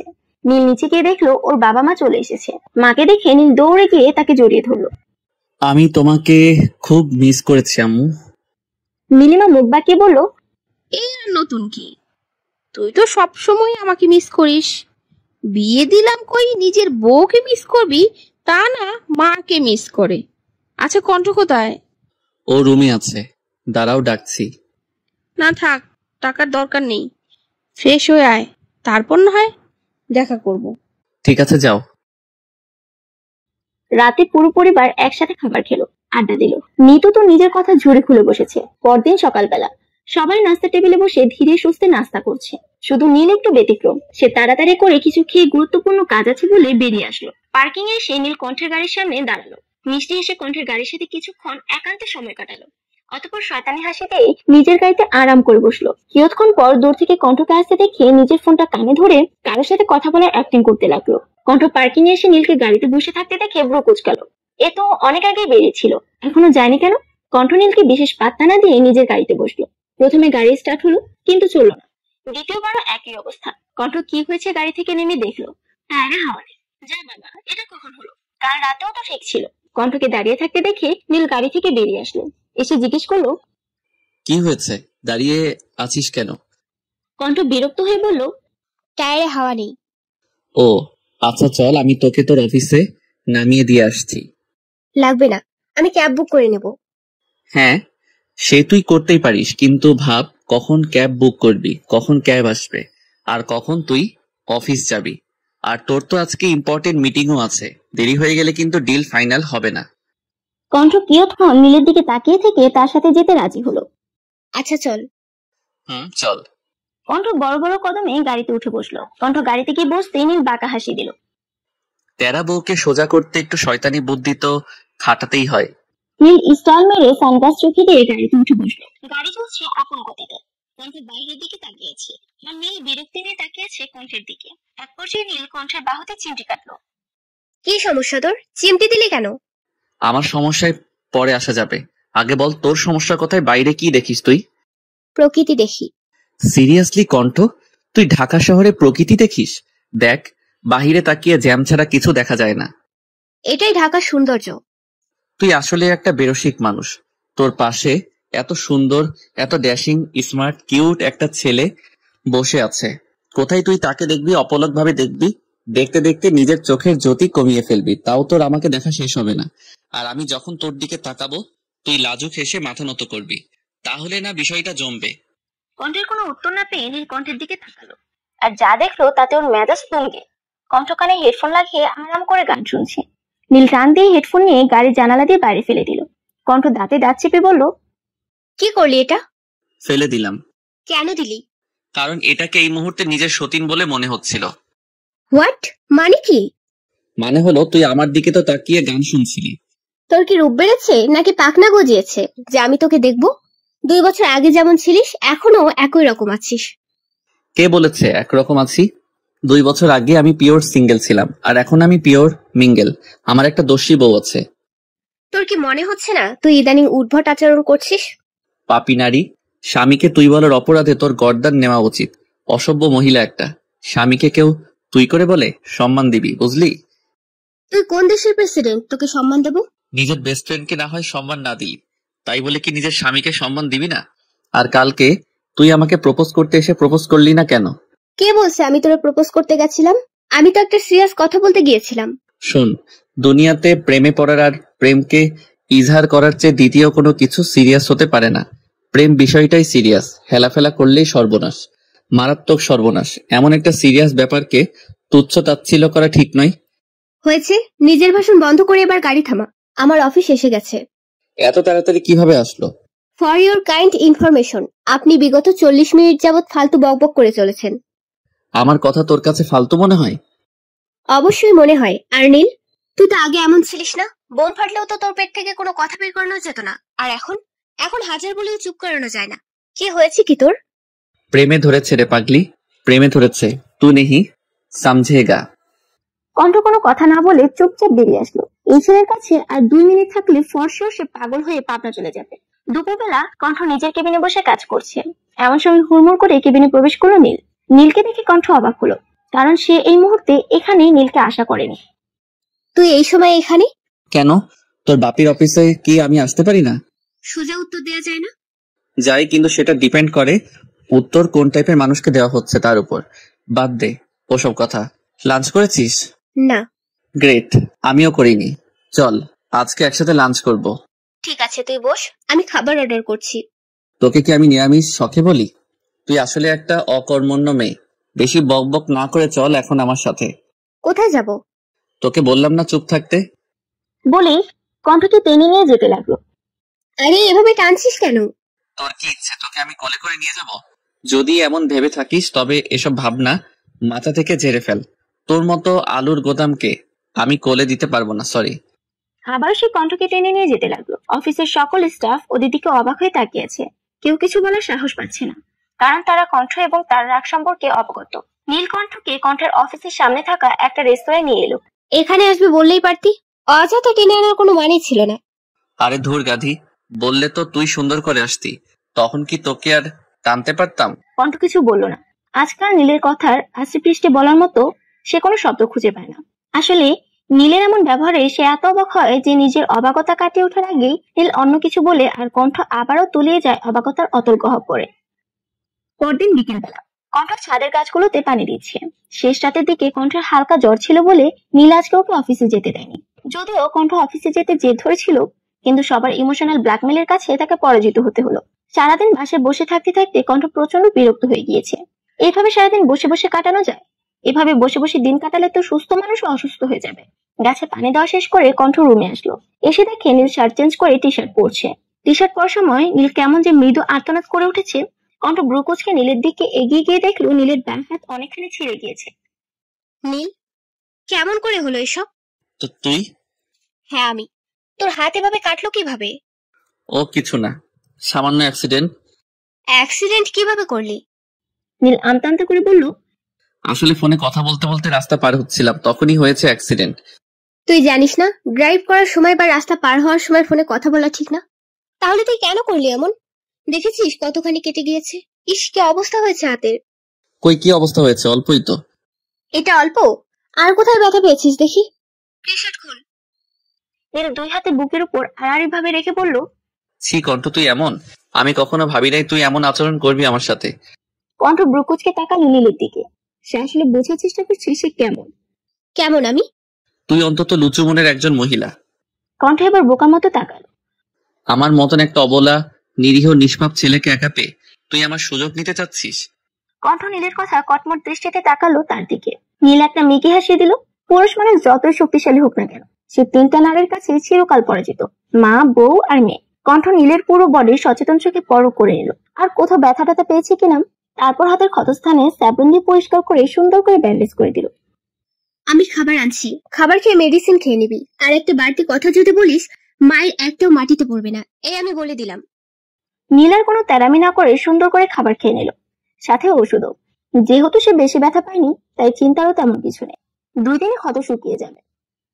7 দিন পর দেখতে দেখতে চলে গেল 7 দিন। এই 7 দিনে নীল কণ্ঠকে জ্বালিয়েছে প্রচুর। নীল আর কণ্ঠের সম্পর্ক স্বাভাবিক হয়ে গিয়েছে। এর সম্পূর্ণ ক্রেডিট অবশ্য নীলের। সেই তাদের সম্পর্কটাকে নতুন একটা পরিচয় দিয়েছে। এখন তাদের মধ্যে সব ঠিকঠাক, কিন্তু কেউ কাউকে তুমি বলে সম্বোধন করতে পারে না। তবে তারা চেষ্টা করছে। এতদিনের অভ্যাস কি আর 7 দিনে যায়? রাফাতকে আজ হাসপাতাল থেকে রিলিজ করে দেওয়া হয়েছে। সে এখন সুস্থ, তবে দুর্বলতা আছে কিছু। ডাক্তার বলেছে প্যারালাইজ থাকার কারণে এই দুর্বলতা, তবে তো প্রখর নয়। কণ্ঠ অফিস আসার পর রাফাতকে দেখে এসেছে, আর শৈবালকে বলে দিয়েছে রাফাতকে বাড়ি পৌঁছে দিয়ে আসতে, আর রাফাতের যেন কোনো অসুবিধা না হয় তা এনশিওর করতে। কণ্ঠ নিজের কেবিনে বসে ল্যাপটপে কাজ করছে। তখন হন্তদন্ত হয়ে তার কেবিনে রিশা প্রবেশ করলো। ম্যাম। এ কি রিশা, তুমি হাঁপাচ্ছ কেন? কি হয়েছে? ম্যাম, নীরা। নীরা? কি হয়েছে নীরার? নীরা পালিয়ে গেছে। কণ্ঠ কিয়ৎক্ষণ নিশ্চুপ রইল, অতঃপর রিশাকে বলল নিজের কেবিনে যেতে। রিশাও কোনো কথা না বলে চলে গেল, কারণ এখন হয়তো কণ্ঠের মাথা গরম হয়ে যাবে। আর হিংস্র বাঘিনীর সামনে যত কম আসা যায় ততই মঙ্গল। রিশা চলে যাওয়ার মিনিট 2 বাদে কণ্ঠের ফোনে কল আসলো। কণ্ঠ ফোনটা কানে ধরে কয়েকটা জোরে নিঃশ্বাস নিল, অতঃপর বিনা বাক্যে ফোনটা কেটে দিল। ল্যাপটপটা শাটডাউন করে কণ্ঠ অফিস থেকে বেরিয়ে আসলো। আজকে সে নিজের মাকে অনেক মিস করছে। কণ্ঠ অফিস থেকে বেরিয়ে সোজা মায়ের কবরের কাছে গেল। মায়ের কবরের পাশে কিছুক্ষণ সময় কাটিয়ে এসে বাসায় চলে আসলো। কিছুই ভালো লাগছে না তার, মাথাটা ফাঁকা ফাঁকা লাগছে, সেই সাথে ভয়, মূল্যবান কিছু হারানোর ভয়। সন্ধ্যা তখন হয়নি। কণ্ঠ উদাস মনে বারান্দায় দাঁড়িয়েছে। যদিও তার মতন শক্ত মেয়ের উদাসীনতা মানায় না, তবুও আছে উদাস। তার দৃষ্টি বিশাল আকাশে। আকাশে মেঘ জমেছে, সেই সাথে মেঘ জমেছে তার মনেও। কণ্ঠ যখন উদাস চিত্তে মেঘলা আকাশ দেখতে ব্যস্ত, তখন গেট দিয়ে প্রবেশ করে নীলের গাড়ি। চুল আর শার্ট এলোমেলো হয়ে আছে। শার্টের এক হাতা কোনোই অব্দি কোটানো, আর এক হাতা কবজি পর্যন্ত আছে। নীল রুমে এসে দেখলো কণ্ঠ রুমে নেই। সে চেঁচিয়ে কণ্ঠকে ডাকলো। কণ্ঠ ছোট ছোট কদম ফেলে রুমে আসলো। নীলের চোখ দুটো অস্বাভাবিক লাল হয়ে আছে। কণ্ঠ আলতো কণ্ঠে জিজ্ঞেস করলো, নীল, তুই কি রেগে আছিস? নীলিবার কণ্ঠ দিকে পূর্ণ দৃষ্টি নিক্ষেপ করলো। না, সমস্যা নাই, তুই রাগ কর। রাগ কি আমার বাপদাদার সম্পত্তি নাকি যে তুই হতে পারবি না? নীল ফুসফুস করে কয়েকটা নিঃশ্বাস ফেলল। আমার জন্য এক কাপ চা নিয়ে আয়। কিন্তু তুই তো চা। কণ্ঠকে কিছু বলতে না নিয়ে নীল খুব জোরে কণ্ঠের নাকে কামড় বসালো। কিয়ৎক্ষণ ছেড়ে দিল। কি করলি কি তুই? আমার নাকে কেন কামড় দিলি? চা নিয়ে আয়, তারপর বলছি। কণ্ঠ কোনো কথা না করে রান্নাঘরে চলে যায়। মিনিট 2 বাদে সে চা নিয়ে ফিরে আসে। নীল ততক্ষণে চেঞ্জ করে নিয়েছে। কণ্ঠ চায়ের কাপটা এসে ঠাস করে সেন্টার টেবিলে রাখলো। নীল ব্রুকুচকে তাকালো কণ্ঠের দিকে। সেন্টার টেবিল থেকে চায়ের কাপটা নিয়ে তাতে চুমুক দিয়ে বলল, জানিস আজ আমার অফিসে নীরা না কিরা যে ওটা এসেছিল? ইটস নীরা। তো আমার শ্বশুরের কি জানিস ওই বেয়াদব মেয়ে কি বলে? কণ্ঠের ভয়ে এবার ঘাড়ো হলো। তাহলে কি তারা নীলের সম্পর্কের সমাপ্তি এখানেই? কণ্ঠ ভয়ে ভয়ে নীলকে জিজ্ঞেস করলো, কি বলে? বলে বিয়ের দিন তুই নাকি ওকে কিডন্যাপ করেছিলিস, আর এতদিন নাকি ও তোর এখানে বন্দি ছিল। তা তুই কি বললি? বলিনি, শুধু করেওছি। কি করেছিস? ঠাডিয়ে 2টা থাপ্পড় দিয়েছে ওই বেয়াদবটাকে। কণ্ঠ অবাক হয়ে জিজ্ঞেস করলো, মারলি কেন ওকে? আদব করার কথা ছিল নাকি? আরো তো 2টো দিতে ইচ্ছে করছিল। বেয়াদব মেয়ে মানুষ একটা আসছে আমার শোকের সংসারে আগুন লাগাতে। কণ্ঠ নীলকে দেখছে। সে এক মনে চায়ের কাপে চুমুক দিচ্ছে আর নীরাকে বকছে। কণ্ঠ ভেবেছিল নীলকে সব সত্যিটা বলে দিবে, কিন্তু এখন সে নিজের সিদ্ধান্ত পরিবর্তন করলো। থাকুক না কিছু কথা অজানা, কিছু কথা গোপনে রেখে যদি জীবনে ভালো থাকা যায়, সুখী থাকা যায়, তাহলে তো গোপনে থাকাই শ্রেয়। 2 দিন পর কণ্ঠ আর নীল ছাদে বসে তারা দেখছে। কণ্ঠ নীলের কাঁধে মাথা দিয়ে রেখেছে। নীল এটা ওটা বলছে আর কণ্ঠ মন দিয়ে তা শুনছে। আমার সময় টুং করে কণ্ঠের ফোনে SMS আসলো। কণ্ঠ দেখলো শৈবালের নম্বর থেকে SMS। শৈবাল বলেছে নীরাকে ফ্লাইটে উঠিয়ে দেওয়া হয়েছে। কাতার যেতেই তার পাসপোর্ট নিয়ে নেওয়া হবে। কণ্ঠ যখন বলবে নীরার পাসপোর্ট তখন তাকে দেওয়া হবে, আর তখনই সে দেশে আসতে পারবে। নীরার দেশ ছাড়ার খবর পেয়ে স্বস্তির নিঃশ্বাস ফেলে কণ্ঠ। এই মেয়ে একেবারে ঝেঁকে বসেছিল ঘাড়ের উপর, এখন সব শান্তি। জীবনের খাতা থেকে কেটে গেল অনেকগুলো দিন, অনেকগুলো বছর। অনেক কিছু পাল্টেছে, হয়েছে যোজন বিয়োজন। এক বিকেল বেলায় নীল আর কণ্ঠ বাগানে বসে গল্প করছে। এমন সময় তাদের দিকে দৌড়ে এলো 5 বছর বয়সী একটা বাচ্চা মেয়ে। দৌড় দেওয়ার সময় তার ছোটের চুলগুলো কি সুন্দর হাওয়ায় দুলছিল। মা, এভাবে দৌড়ে কেন আসলি? যদি পড়ে গিয়ে ব্যথা পেতে? আমি অনেক স্ট্রং গার্ল, আর স্ট্রং গার্লরা কখনো ব্যথা পায় না। আচ্ছা, তা দৌড়াচ্ছিলে কেন? বাচ্চাটির চোখের সামনে ছোট ছোট চুলগুলো পেছনে সরিয়ে দিয়ে বলল, আমি আয়নের মাথা ফাটিয়ে দিয়ে এসেছি। মেয়ের কথায় নীল কি বলে দাঁড়িয়ে পড়লো। তুমি আবারও এমন করেছো? বাবা তোমাকে মানা করেছেন এমন করতে? আমার কি দোষ? ও আমার চুলে টান দেয় কেন? চুলে টান দেয় বলে তুমি ওর মাথা ফাটিয়ে দিবে?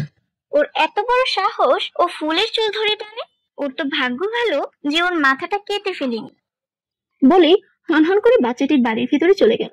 অপরদিকে নীল মেয়ের যাওয়ার দিকে অসহায়ের মতন তাকিয়ে আছে। সামান্য চুল ধরে টান দেওয়ার অপরাধে এমন নিরীহ নিষ্পাপ ছেলের মাথা ফাটিয়ে দিয়ে আসলে তার আর আদরে বাদরে পরিণত হয় একমাত্র মেয়ে। এই মেয়ে একদম মায়ের স্বভাব পেয়েছে, কথায় কথায় রেগে যায় আর শুধু মারামারি করে। নীল একবার কণ্ঠের দিকে তাকালো। সে আয়েশ করে চায়ের কাপে চুমুক দিচ্ছে। মা আর মেয়ে মিলে তার জীবনটা তেজপাতার সমতুল্য করে দিল একেবারে। এর মাঝে কণ্ঠ বলল, আমার দিকে তাকিয়ে না থেকে মেয়ের অভিমান ভাঙাও গিয়ে, নইলে আজ আর তোমার রক্ষে নেই। আমি তো তোমাকে ছাড় দেই, কিন্তু মেয়ে আমার ছাড় দেওয়ার পাত্রী নয়। কণ্ঠের কথা একটা দীর্ঘশ্বাস ফেলে নীল চলো মেয়ের অভিমান ভাঙাতে। মেয়েটা তার অনেক অভিমানী, একটু কিছু হলেই বাবার উপর তার রাজ্যের অভিমান। নীল নিজের পরিবার নিয়ে সুখে আছে, সুখে আছে রাফাত আর নীরব। সকলে সুখে থাকুক এই কামনা করে আমাদের নীলকণ্ঠের পরিসমাপ্তি।